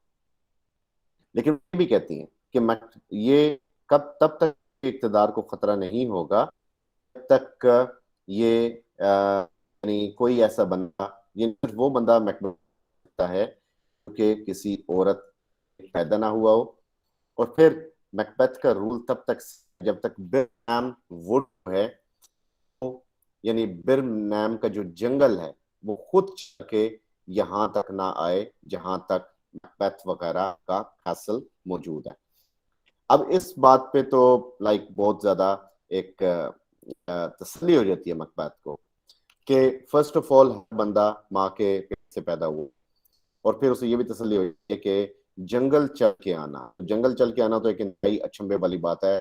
जंगल तो चल सकता है ना, उससे कोई उम्मीद है कि जंगल चल के आएगा, तो इट मीन्स के अब मेरा जो इक्तिदार है वो खतरे से खाली है और उसमें मुझे रास्ते में कोई बंदा रुकावट नहीं डाल सकता। सो ये बेसिकली मैकबेथ की गलती होती है कि वो इस चीज को अपने लिए एक इसको सही तरह इंटरप्रेट नहीं कर पाता, जो कि वो उसको क्या फर्दरमोर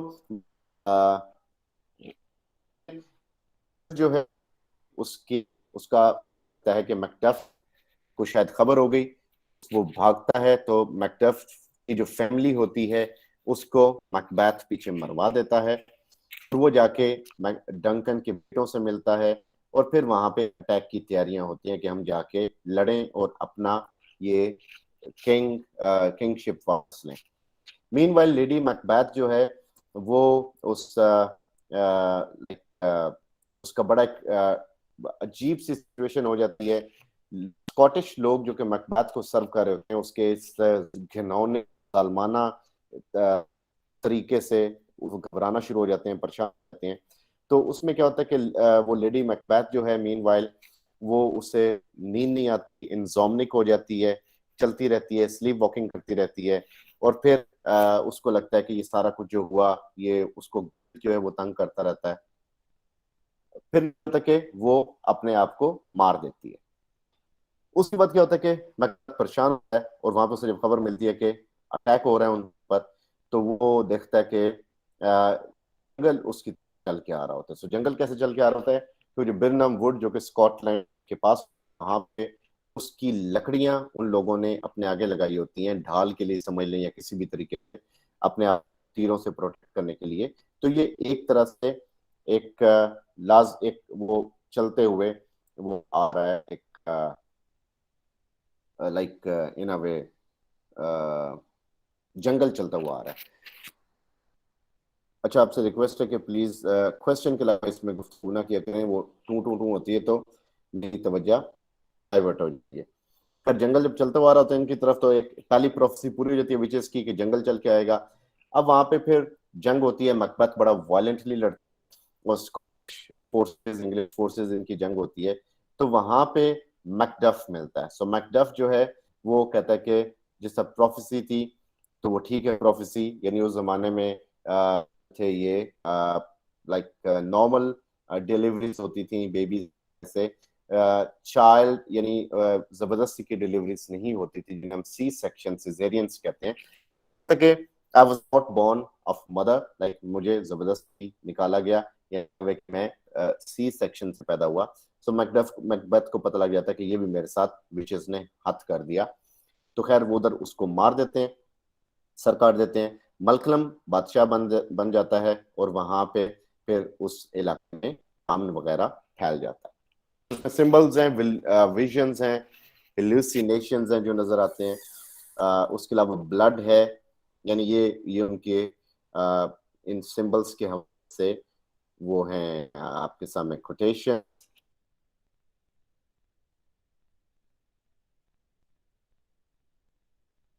ओके, ब्लड के हवाले से ये बड़ी इंपॉर्टेंट लाइंस हैं इसकी और बड़ी अक्सर वेल कोटेड हैं। All the perfumes of Arabia will not Sutton this little hand, will all great Neptune's ocean wash this blood clean from my hand? No.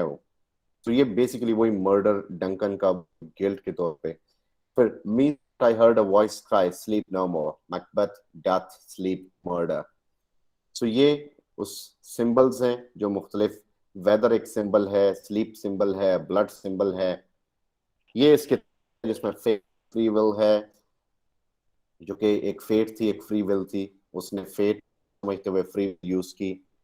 Appearance है रियलिटी, कि मैकबेथ को वो क्या समझता है डंकन, वो क्या निकलता है, या वो जो किस तरह अपेरेंटली उन प्रोफेसीज को लेता है और वो प्रोफेसीज क्या निकलती हैं।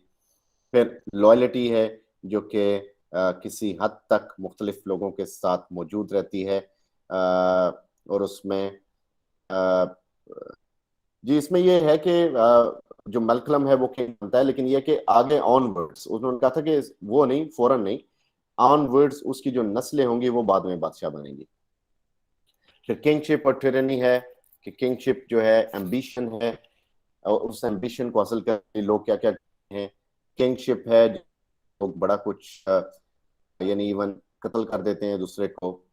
ट्रस्ट एंड डिस्ट्रस्ट है कि you trust a person and he stabs you back right in like in the moment of time। फिर conflict of good and evil, कि गुड एंड इवल का एक कॉन्फ्लिक्ट मैकबेथ में रहता है। जब उसको वो शन करता है तो फिर वही चीजें उससे हॉन्ट करती हैं आफ्टरवर्ड्स। सो ये बेसिकली शेक्सपियर का मैकबेथ था। यह आपसे ऑलरेडी शेयर कर दिया है, अभी आपको मिल जाएगा। ये इनके स्ट्रेंथ एंड वीकनेसेस हैं। लेडी मैकबेथ फॉर प्रोबेबली इसका एक कैरेक्टर है जो बहुत ज्यादा स्ट्रॉन्ग कैरेक्टर दिखाया गया, किसी हद तक इस ड्रामा के अंदर, वरना इसके कैरेक्टर्स के अंदर वीकनेसेस बहुत होती हैं। ये इसके कैरेक्टर्स की मुख्तलिफ ट्रेट्स हैं जिनको आप फिल कर सकते हैं after reading all. So after when you go through it, so try to fill in all these things कि आपको इनमें क्या क्या वो चीज़ें नज़र आती हैं इन तमाम तर कैरेक्टर्स के अंदर। ये बेसिकली सारे के सारी स्टोरी लाइन है। ये विचेस हैं, डंकन है, ये दो इसके बेटे हैं, ये बैंको उसका बेटा है, और ये मैकबेथ है उसकी वाइफ है, और ये Macduff, lady Macduff and all the characters. ये इसकी इंपॉर्टेंट कोटेशंस हैं which already sent to your honors. So now coming to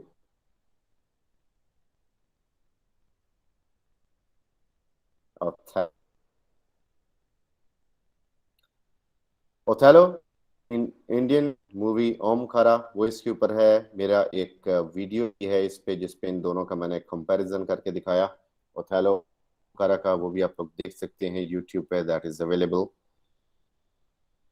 so discussing Othello. Othello जो है वो एक आर्मी जनरल है। यानी हम इसमें जब देखेंगे ना तो हमें ये पता चलता है कि बेसिकली जो इसने किया, इसने ट्रेजेडी का कॉन्सेप्ट चेंज किया। लेकिन ट्रेजेडी का कॉन्सेप्ट बल्कि आहिस्ता आहिस्ता चेंज होता जा रहा था। किसी ज़माने में बहुत बड़ा मोनार्क और मुतलिकुल अनान और शहनशाह, उसकी ट्रेजेडी होती थी। फिर कम होते होते फिर वो एक आम किंग और एक आम जनरल, उसकी ट्रेजेडी को ट्रेजेडी समझा गया। और फिर फाइनली अब हम देखते हैं कि कॉमन मैन की ट्रेजेडी भी उतनी ही ट्रेजिक समझी जाती है। सो ये बेसिकली वो ट्रेजेडी के जो कॉन्सेप्ट से टाइम टू टाइम चेंज होते रहे। सो इसमें ये वाले सारे कॉन्सेप्ट से जो कि हमने इस टाइम में देखे। अब देखते हैं ओथेलो, जो कि एक जनरल की ट्रेजेडी है। सो ओथेलो जो है वो एक वेनिस की स्ट्रीट पे शुरू होता है। सो ये इटली का एक बेसिकली सेट है जिसपे इसे सीन बनाया गया। स्टार्ट कहाँ पे होता है कि एक स्ट्रीट के ऊपर एक हंगामा कर रहे होते हैं रोड्रिगो, जो कि एक रिच पर्सन है, और एआगो, जो कि ओथेलो का राइट है। अब इन दोनों को ओथेलो से बड़ा मसला होता है, लड़ाई होती है, जेलसी होती है। क्या होता है वो कि एआगो जो है, एआगो ने तरक्की लेनी होती है वॉर में, जो कि एआगो की जगह माइकल कैसियो को दे दी जाती है, जो कि तकरीबन नोवाइस है, एक्सपर्ट नहीं है, यंग मैन है। और रोड्रिगो को क्या गुस्सा होता है कि वो जिस खातून से प्यार करता है वो ओथेलो के साथ भाग चुकी होती है। अब यहाँ पे ये जो दोनों खड़े हैं वो उसी खातून यानी डेस्डिमोना के घर के बाहर खड़े शोर मचा रहे हैं। सो वो बड़ा ऊंचा ऊंचा बोल के उसके जो बाप है उसको बुलाते हैं कि वो जो उसका बाप ऊपर से देखे नीचे आए। ब्राबेंशियो उसके बाप का नाम है।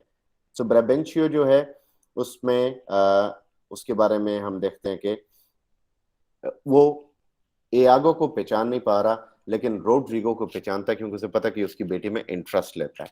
खैर वो पूछता है कि तुम लोग इधर क्या कर रहे हो इस रात पे, क्यों इतनी हंगामा कर रहे हो। तो वो बताते हैं कि तुम अपने घर को पहले देखो, तुम्हारी बेटी भाग गई है ओथेलो के साथ। वो कहता है कि अगर ये सच ना हो तो मैं तुम्हें जान से मार दूंगा। पर वो चेक करता है, वो वाकई खबर तो सच गई होती है। मीनवाइल ओथेलो जो है वहां से एआगो वहां से निकलता है और ओथेलो के पास आ जाता है।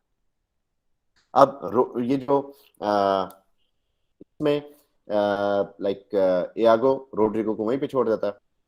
अब ब्राबेंशियो ने ओथेलो को एआगो को नहीं देखा, लेकिन प्लान करते हैं ये चीज। ओथेलो जहाँ पे होता है वहां पे कैसियो है और वो ड्यूक का एक मैसेज लेके आता है ओथेलो के लिए। ओथेलो की हेल्प चाहिए होती है क्योंकि टर्किश शिप ने साइप्रस में इन्वेजन की होती है। सो उसके बाद ब्राबेंशियो जो है फौरन वो भी आ जाता है क्योंकि रोड्रिगो उसको लेके आ जाता है ताकि इनकी लड़ाई हो आपस में, ओथेलो को सजा मिले और रोड्रिगो को डेस्टिमोना मिल जाए। वहां पे ओथेलो कहता है ड्यूक के सामने बात करूंगा, तो मसले को ड्यूक के सामने ले जाया जाता है। सो वो उसके ऊपर इल्जाम लगाता है कि इसने विचक्राफ्ट इसको जो है जादू के जरिए किया, वरना ये काला है, वो लड़की है, चिटी है, वो क्यों असर में आई। वो सारा बताता है उससे कि मैं इसका ब्रेबेंचियो का दोस्त था, इसके घर में आता था, इसे वॉर की स्टोरी सुनाता था, इसकी बेटी भी स्टोरी सुनती थी और वो बड़ा इंप्रेस होती थी। फिर जब मैंने उसको अपने हालात सुनाए जिसमें मैं जेल में रहा, उसे बड़ा दुख हुआ, आहिस्ता आहिस्ता हम क्लोज हुए और फिर वो उससे मुझसे मोहब्बत होगी और मैं उसको ले गया। इसमें क्या होता है कि डेस्टिमोना जो है वो बुलवाया जाता है। डेस्टिमोना भी आके कह देती है कि मेरे साथ कोई जबरदस्ती नहीं हुई, मर्जी से। तो इस पे उसका प्लान बैकफायर कर जाता है, रोड्रिगो का, एआगो का, और ब्रेबेंचियो जो है वो भी तजलील हो जाती है उसकी। मीनवाइल ओथेलो को जाना पड़ता है साइप्रस और वो उस डिफेंस में अपनी की मदद करे और वो वहां पे चला जाता है। यहाँ पे जो ब्रेबेंचियो वो अपने जब बेटी जब उसके नहीं उसकी बात मानती, वो कि मुझे अपने बाप से, लेकिन अब मुझे ओथेलो से मोहब्बत है जो मेरा हस्बैंड है। तो वो जाते हुए ओथेलो को कहता है कि see into her eyes more if you have eyes to see. She has deceived me and may deceive thee. उसने मुझे डिसीव कर दिया है अपने बाप को, तो तुम किस खेत की मूली हो। अब ये बात अनकॉन्शियस ओथेलो के माइंड में अपनी जगह बना लेते। अच्छा, साइप्रस में क्या होता है, दो जेंटलमैन यानी मोन्टानो जो गवर्नर है साइप्रस का, और उसमें एक और जेंटलमैन आता है। वहां पे माइकल कैसियो की ड्यूटी लगी होती है कि तुमने, यानी ये जो जिसको प्रमोट किया जाता है एआगो के ऊपर, जिसपे एआगो को गुस्सा होता है, तो तुमने समुद्रों की हिफाजत करनी है क्योंकि जंग का आलम है। ओथेलो चला जाता है अंदर सोने के लिए। वहां पे एआगो जो है उसमें रोड्रिगो, डेस्टिमोना, एमिलिया, ये मीनवाइल आपस में गुफ्तगू कर रहे होते हैं।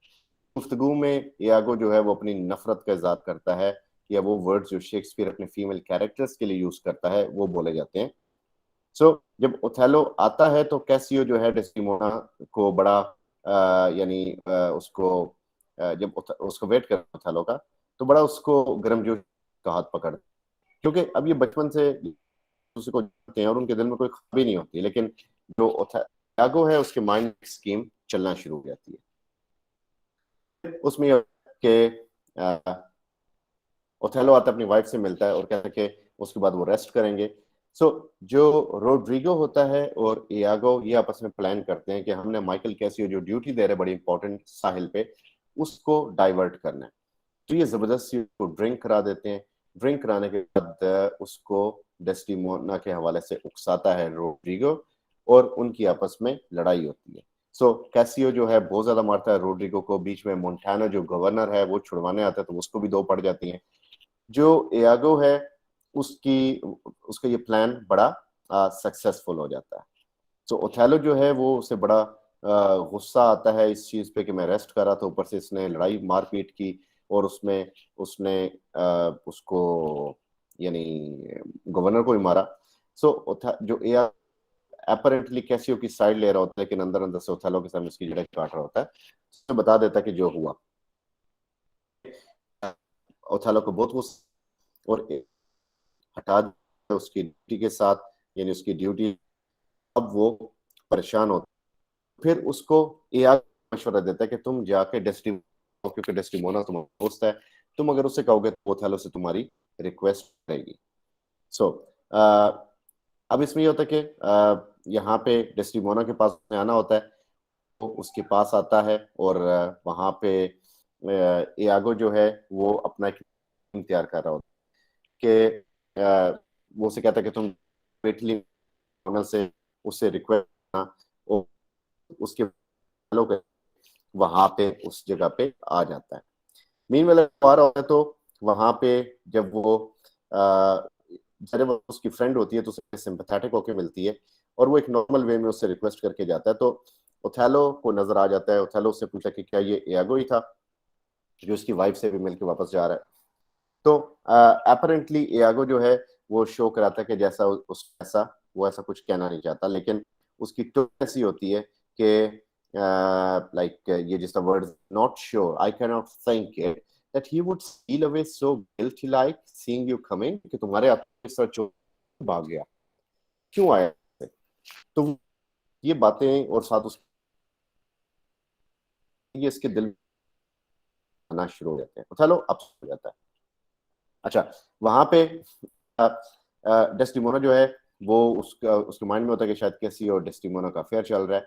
ऊपर से जो डेस्टिमोना है वो ओथेलो को खाने पे बुलाती है और उसे फिर हैंडकरचीफ देती है। हैंडकरचीफ की बड़ी अहमियत है। ये हैंडकरचीफ ओथेलो की फैमिली जद्दी पुश्ती आ रहा होता है और ये लॉयल्टी का सिंबल होता है।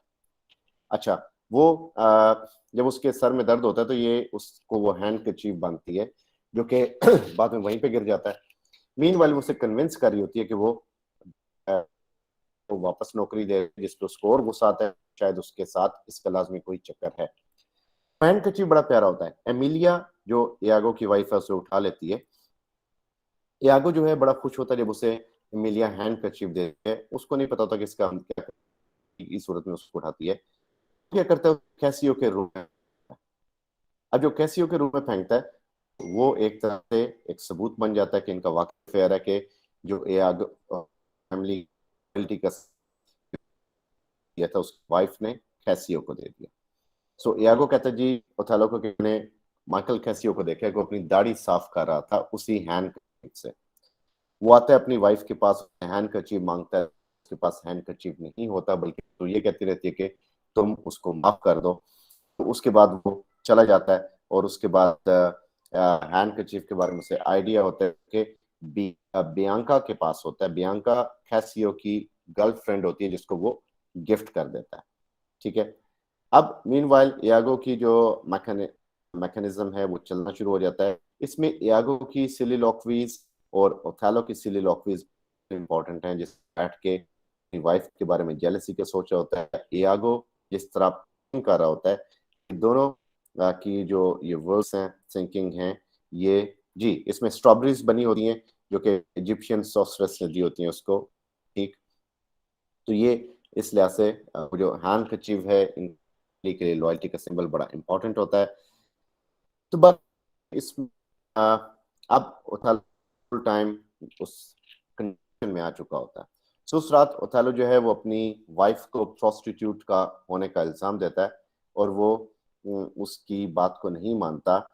इमिलिया भी कहती है कि इसकी वाइफ इनोसेंट है। यागो जो है वो कहता है कि ओथेलो शायद कामों की वजह से या पॉलिटिकल हाथ की वजह से परेशान है।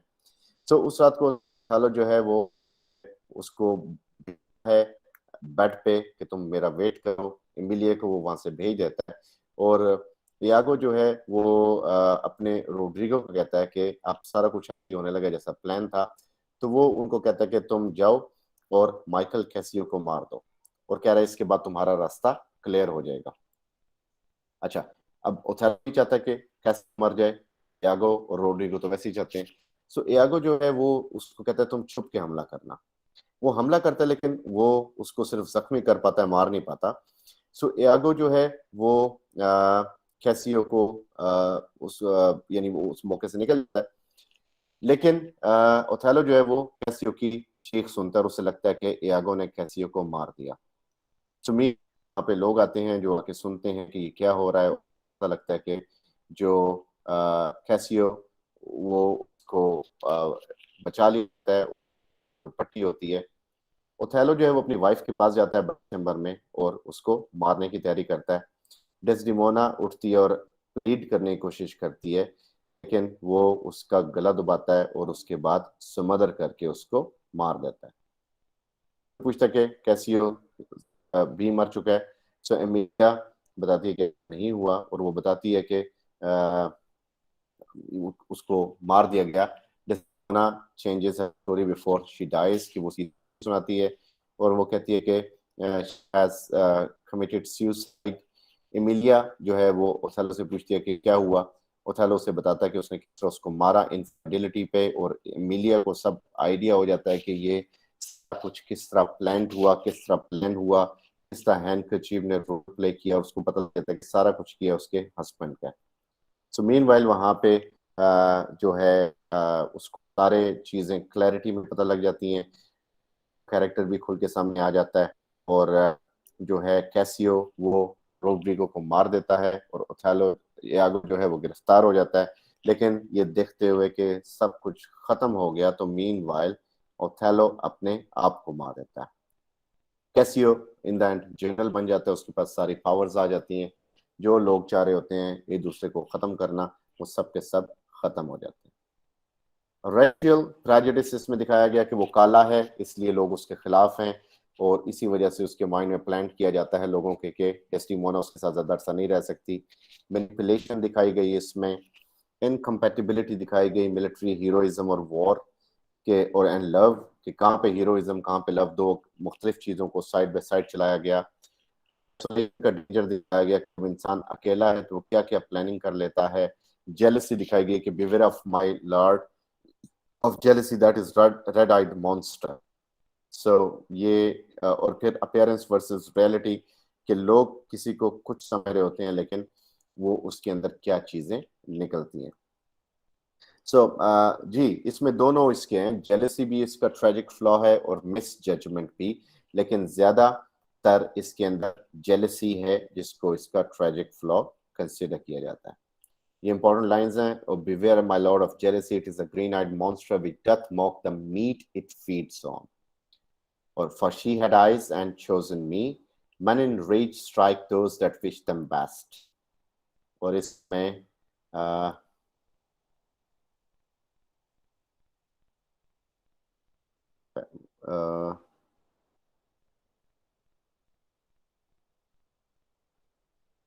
लाइक वो है कि वो जो she has deceived her father and may deceive thee, so that is also an important line of Othello।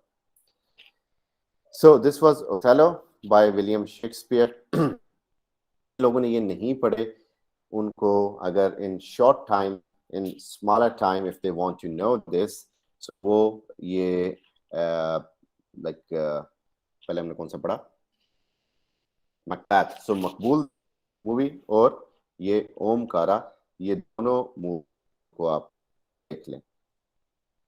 Okay ji, slides मैंने शेयर की है, स्लाइड्स शेयर नहीं हो इसलिए कि उनका वजन ज्यादा है, क्योंकि जब मैंने रिकॉर्डिंग की है तो उसके अंदर बहुत ज्यादा साउंड्स मौजूद हैं which make it difficult to send, उसके ऊपर होती है, that's why I'm sending PDFs। Okay, coming to linguistics। अब जो linguistics का पार्ट है हमारे पास is discussing pragmatics।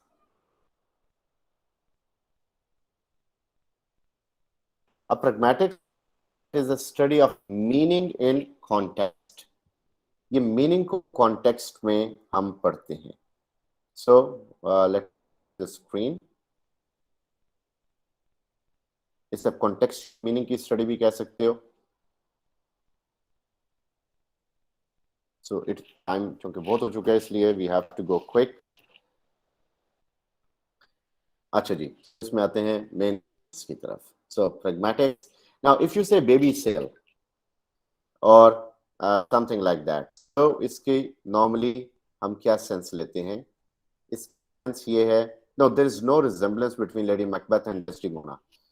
बिल्कुल इनके अंदर कोई डेस्टिमोना को आप अगर कंपेयर करो तो आप ऑफिलिया से कर सकते हो हेमलेट में। लेडी मैकबेथ और वो जो दोनों हैं बिल्कुल डिफरेंट है। No they are not even foil. Foil वो कैरेक्टर होता है जो कि एक तरह से मेन कैरेक्टर जो एक जो कि उसके साथ एक साइड बाय साइड कैरेक्टर जिसकी होती है बेसिकली, जो कि जो उसके मेन होनी चाहिए। सो बैंको इन Macbeth and Michael Casio is of Othello.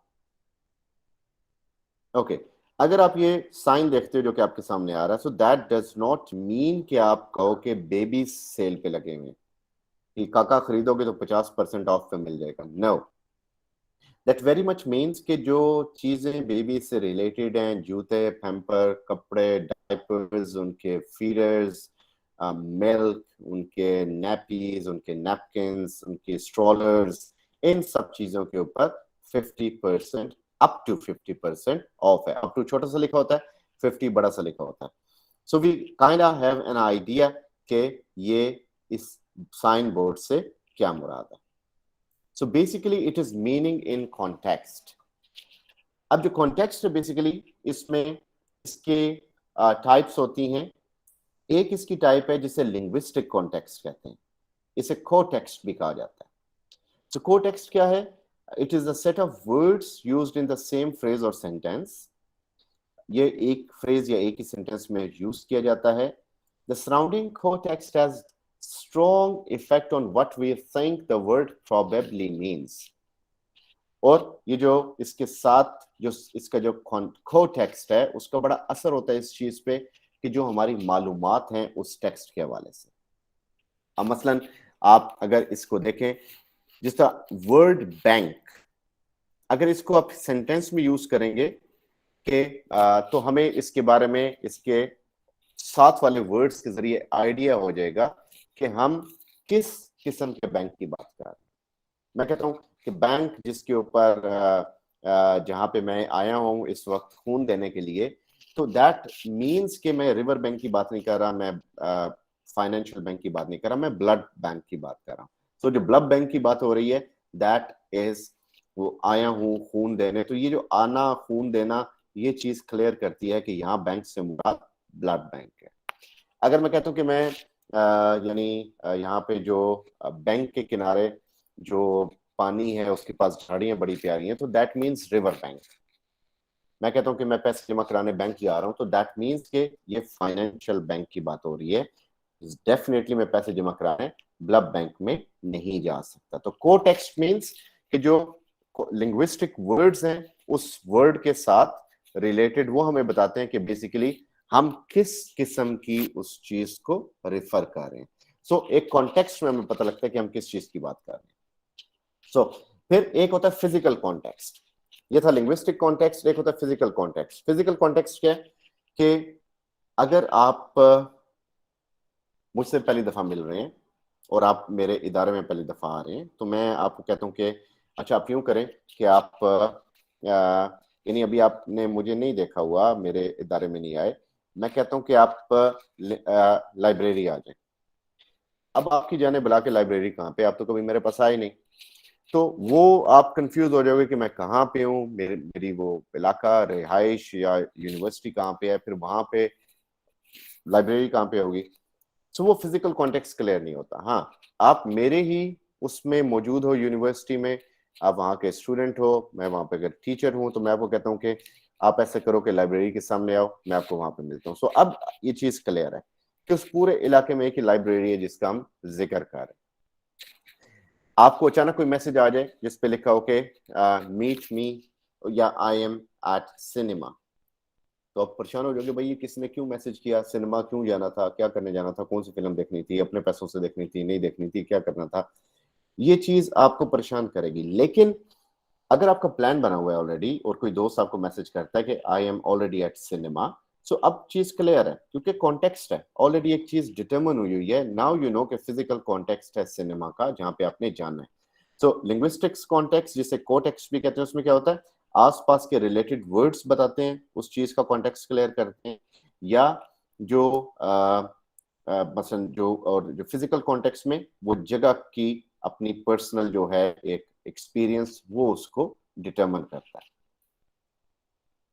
अब मसलन मैं कहता हूँ कि भाई आएगा, तो पहली चीज आपके माइंड में आएगी शायद मैं अपने भाई की बात कर रहा हूँ, तो मैं साथ कहता हूँ कि वो अपने साथ एक पेटी लेके आएगा। अब आपको समझ आएगी कि ये वो ड्रग्स वाला या वो जो अंडरवर्ल्ड वाला भाई, ये उसकी बात हो रही है। तो उन वर्ड्स ने क्लियर करा दिया कि ये भाई अपने भाई की बात नहीं कर रहा, ये उस भाई की इस तरह बात हो रही है। अब इसमें हमारे पास होते हैं डेक्सीज। सो डेक्सीज जो है ये ग्रीक वर्ड से निकला है। ये बड़े कॉमन होते हैं हमारी लैंग्वेज में, और ये इनको हम कॉन्टेक्स्ट के अलावा इंटरप्रेट नहीं कर सकते, स्पेशली फिजिकल कॉन्टेक्स्ट के अलावा। अब फिजिकल कॉन्टेक्स्ट के अलावा अगर कोई आपको कहता है जी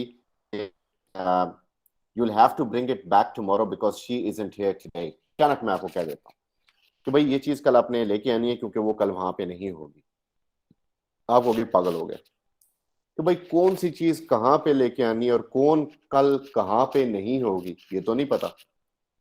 तो फिर ये चीज फिजिकल कॉन्टेक्स्ट हो तो पता लगता है कि मैं आपको कह रहा हूं कि आपकी एक कोलीग है जिसका नाम सलमा है, उसने जो एक चीज को हैंडल करती है वो चीज आपको दे दी गई और वो चीज आपने यूनिवर्सिटी लेके आनी है क्योंकि सलमा छुट्टी पे। अब मैं अगर आपको कहता हूँ जी कि ये चीज आपने कल लेके आनी है क्योंकि कल वो वहां पे नहीं होगी, तो अंडरस्टूड हो जाएगा कि वो से मुराद सलमा, चीज से मुराद ये वाला आर्टिकल या ये बुक या कुछ भी, वो यहाँ पे नहीं होगी। इसका मतलब है कि इस इदारे की बात हो रही है। सो यहाँ पे ये चीज क्लियर है। तो इसमें 3 टाइप्स होती हैं, एक होती है एक पर्सनल डेक्सीज, एक स्पेशल, एक टेम्पोरल। पर्सनल में क्या होता है, ही, हिम, हर्स, हर, दे। अच्छा, अगर आप भाई के साथ बैठे हो, अपने फैमिली के साथ बैठे हो, वो कहते हैं कि अचानक आपसे पूछते हैं वो आया था, तो हम परेशान हो जाएंगे, भाई वो कौन आया था कौन जो आया था। हाँ, तो ये है कि अगर इस तरह की सिचुएशन हो कि आपको एक इंटरव्यू लेटर आना है और आप उस लेटर का वेट कर रहे हो, पोस्टमैन को आप रोज उसकी वेट करते हो, टीसीएस वाले की, तो आप पूछते हैं कि भाई हाँ आज आया था, तो इट सर्टेनली मीन कि क्या बात हो रही है। जब तक कॉन्टेक्स्ट नहीं क्लियर फिजिकल, आपको पर्सनल डेक्सिस की समझ नहीं आएगी। फिर स्पेशल, स्पेशल डेक्सिस, आपको आपके फादर बैठे बैठे कह दें कि अच्छा ऐसे करो, आप चलो मैं पहुंचता हूँ। अब ये चीज क्लियर नहीं है अनटिल अनलेस एक प्लान बना होगा जिसका एक फिजिकल कॉन्टेक्स्ट होगा कि आपके वालिद साहब आपको कह रहे हैं कि अच्छा आप हमने पार्क में जाना है, आप वहां पे चलो मैं पहुंचता हूँ। अब चीज क्लियर है। बगैर कॉन्टेक्स्ट के वो चीज क्लियर नहीं है। सेम इस केस विद टेम्पोरल के वो उस दिन आया था। अब उस दिन अगर आपको पता है किस दिन, तो आपको उस दिन की समझ आ जाएगी, लेकिन आपको उस दिन के फिजिकल कॉन्टेक्स्ट का नहीं पता, तो ये टेम्पोरल डेक्सीज आपको समझ नहीं आएगा। फिर हमारे पास होता है रेफरेंस, और नेक्स्ट चीज हमारे पास होती है इन्फ्रेंस।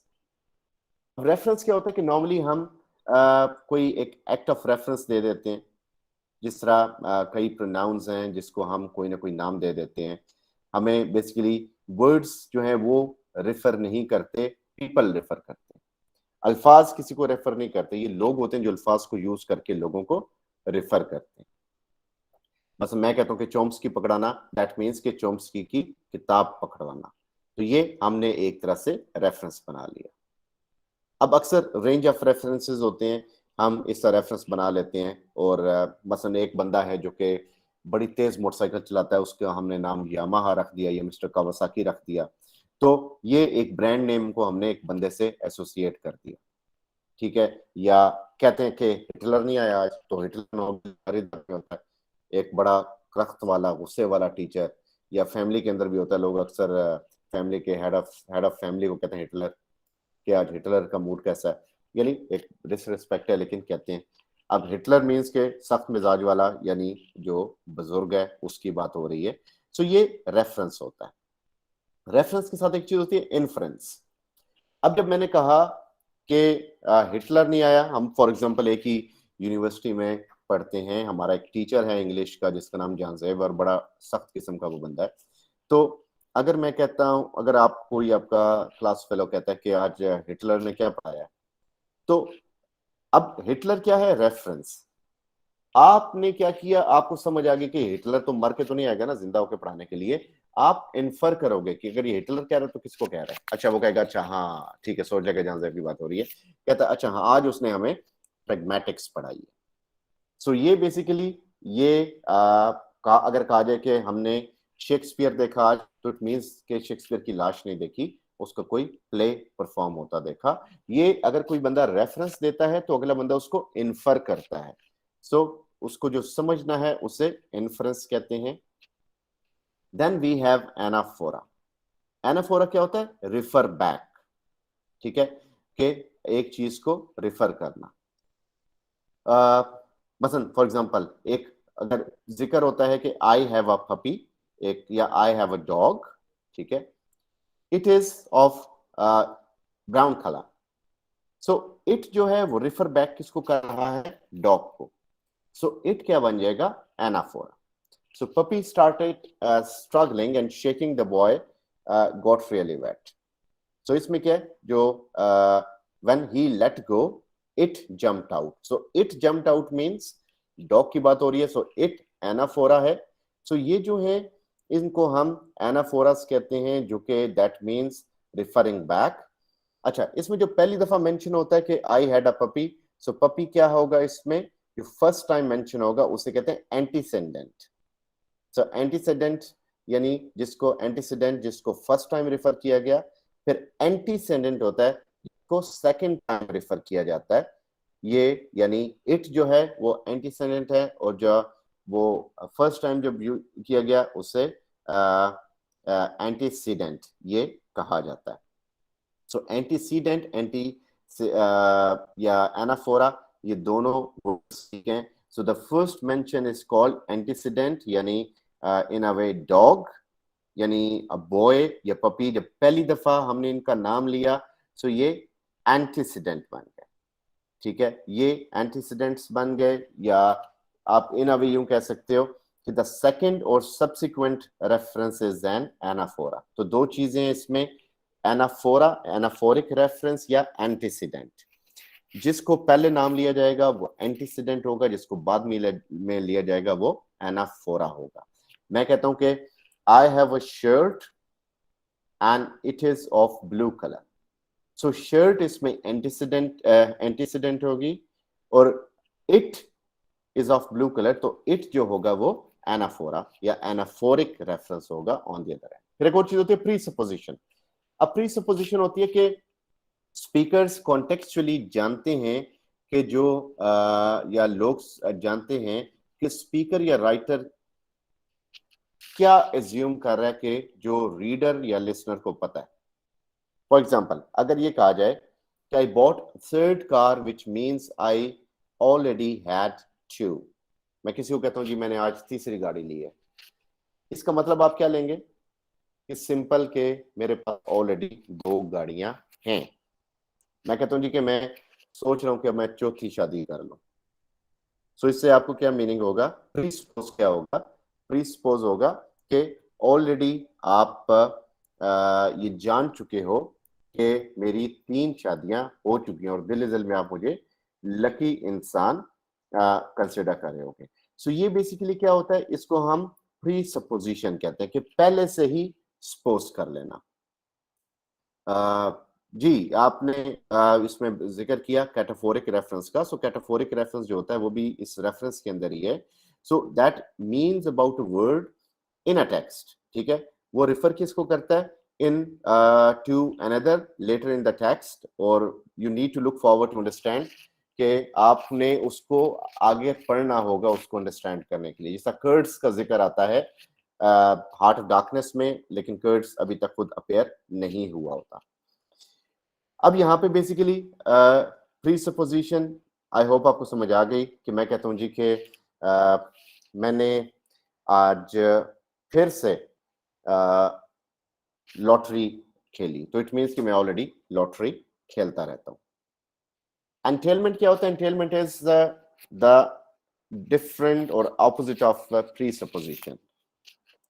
अब इसमें क्या है कि मैं कहता हूं कि आई बॉट फोर्थ कार, कि मैंने चौथी गाड़ी भी ले ली, यानी मुझे 5 गाड़ियां पसंद थी, मैंने आज चौथी भी ले ली। सो दैट मीन्स कि मैं 5वीं भी लूंगा, मेरा इंटरेस्ट है। तो एक बंदा कहता है जी मैंने सुन्नत नबवी पे अमल करना है और मैं अब दूसरी शादी कर रहा हूँ। तो दैट मीन्स कि सुन्नत पे उसने अमल करना है, अगर इतना है कि दूसरी शादी करे तो 4 पूरी करेगा, ठीक है।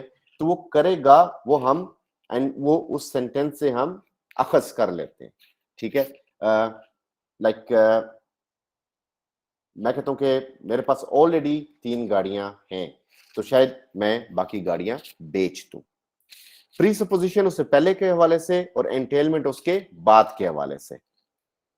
यानी जिस हम कहते हैं जी कि फिर जब मैं बगैर बताए घर से गायब रहा और रात को जब 12 बजे पहुंचा, सो एंटेलमेंट क्या बनती है इसकी, एंटेलमेंट ये बनती है कि अब्बा जी आगे से छितर लेके खड़े होंगे मौके वारदात पे। ये एंटेलमेंट है कि जो स्पीकर्स कॉन्टेक्स्ट में सोच लेते हैं, कॉन्टेक्स्ट क्लियर होता है, और एंटेलमेंट में उसके बाद वाले हैं। फिर हमारे पास स्पीच एक्ट्स होते हैं।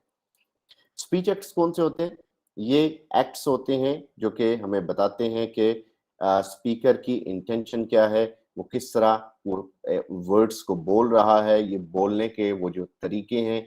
So we use term speech act to describe actions. वो कौन से एक्शंस होते हैं, रिक्वेस्ट करना, कमांडिंग, क्वेश्चनिंग, इन्फॉर्मिंग, ये इस तरह के जो एक्ट्स हैं। एंटेलमेंट ये है कि अब आप हमेशा अपनी तो हाँ बहुत ठंडी होती है।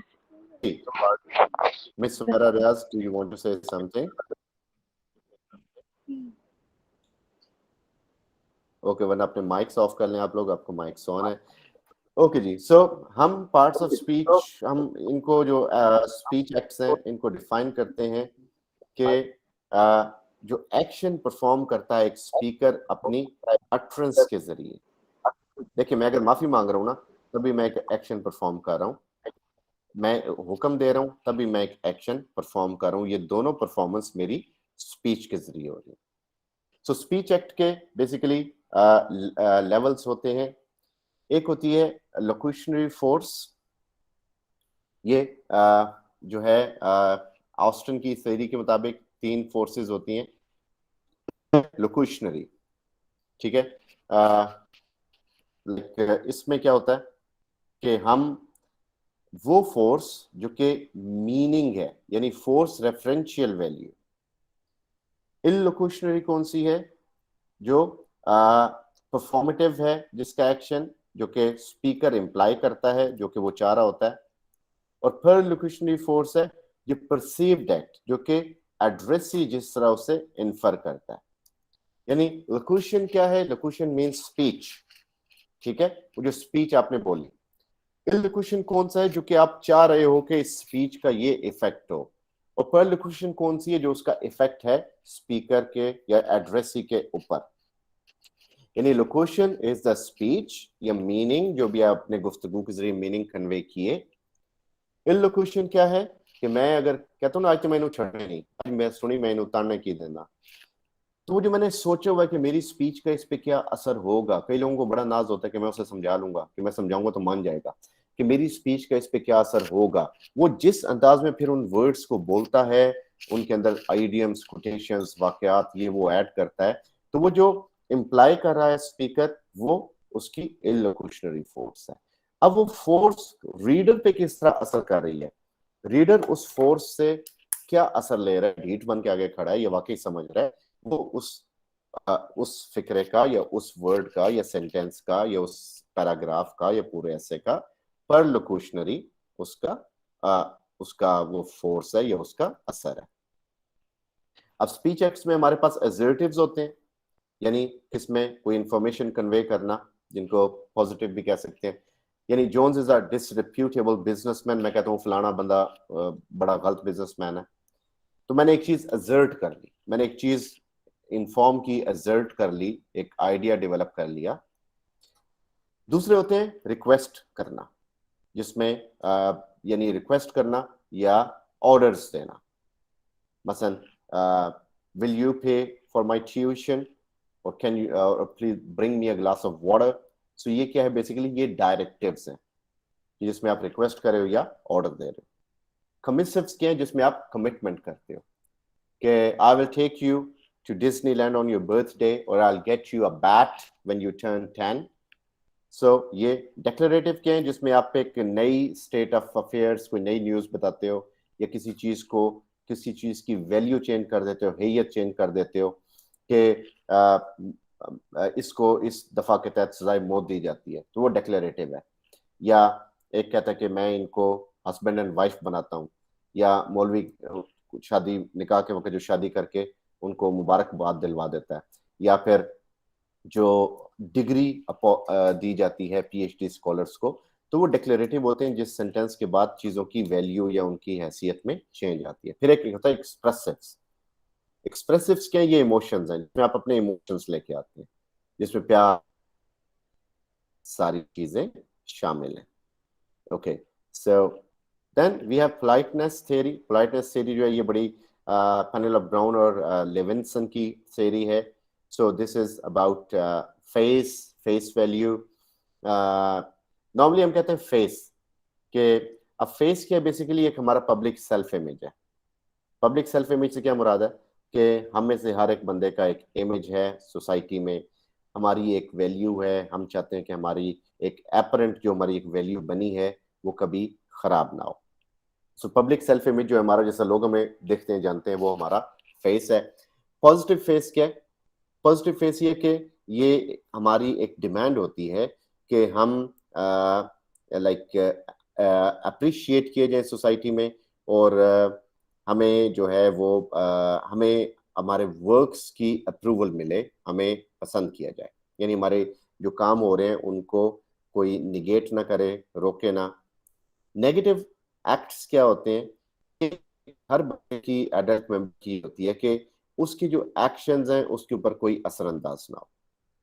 यानी उसमें आप कहीं पे खड़े हो, आप कोई आपको कहता है बेटा आप यहाँ पे ना खड़े हो, आप आगे चले जाएं, तो वो जो हमें एक डिस्सी सी फील होती है, जो हम फील करते हैं नहीं यार ये इसने मेरी इज्जत नफ्स को मजरूह किया है, वो हमारा नेगेटिव फेस एक्ट होता है। और फेस सेविंग एक्ट क्या होता है? फेस सेविंग एक्ट होता है कि जब आप एक किसी पॉसिबल आपने अगर किसी को कहना है कि हम आपको नहीं दे सकते क्योंकि आप इस काबिल नहीं है, तो वो क्या कहेगा कि अच्छा जी एक्चुअली हमारे पास अभी सीट्स फिल्ड है, तो जैसी कोई वैकेंसी निकलती है तो हम आपको बताएंगे। तो दोनों सूरतों में उसने नौकरी नहीं दी, लेकिन एक में उसने अगले का फेस सेव कर लिया। कुछ होते हैं face threatening acts. Face threatening क्या होता है कि जो आपकी उस चीज को डैमेज करते हैं, मसलन इसमें यह कि वर्बल या लैंग्वेज को यूज करके, टोन को यूज करके, या नॉन वर्बल फेशियल एक्सप्रेशन दे के जब आप अगले बंदे को थोड़ा सा उसकी इज्जत नफ्स को डैमेज करते हो। देखिए अब नेगेटिव एक्ट यहाँ पे भी आता है, या जिस हमने ये नेगेटिव एक्ट पढ़ा इसकी एक एग्जांपल ये भी है कि आप किसी को कहते हो जी जाओ पानी लेके, और वो आप उस बंदे को जानते ही नहीं हो, तो ये उसके ऊपर एक अटैक है, ये नेगेटिव एक्ट उसका जो है ना वो डिसओबे हो रहा है। तो आप उसे प्लीज मेरे लिए पानी ला दें, तो आपने उसके पॉजिटिव फेस को सेव किया, या नीचे फेस सेविंग एक्ट जिसे कहते हैं। फेस थ्रेटनिंग एक्ट है कि आपने कोई ऐसी लैंग्वेज या ऐसे वर्ड्स यूज किए जो कि अगले को नागवार गुजरे। और बाल्ड ऑफ रिकॉर्ड जो है ये ब्राउन एंड स्टीवेंसन के हवाले से ये एक स्ट्रेटजी है जिसमें आप डायरेक्ट चीजें कहते हो, आप इसमें मिनिमाइजेशन नहीं करते, आप डायरेक्ट क्लियर बोलते हो, कंसाइसली बोलते हो, अनएम्बिगुअस कि जा भाई तनु नहीं रखना नौकरी पे, या भाई हमें आपकी जरूरत नहीं है, आप हमारे लेवल पे पूरा नहीं उतरते। सो this is bald of record, जिसमें आप अगले बंदे का उसकी तहस नहस करके रख देते हो। So this was pragmatics. Presupposition और चीज है, कॉन्टेक्स्ट और चीज है। कॉन्टेक्स्ट तो गुफ्तगू का है,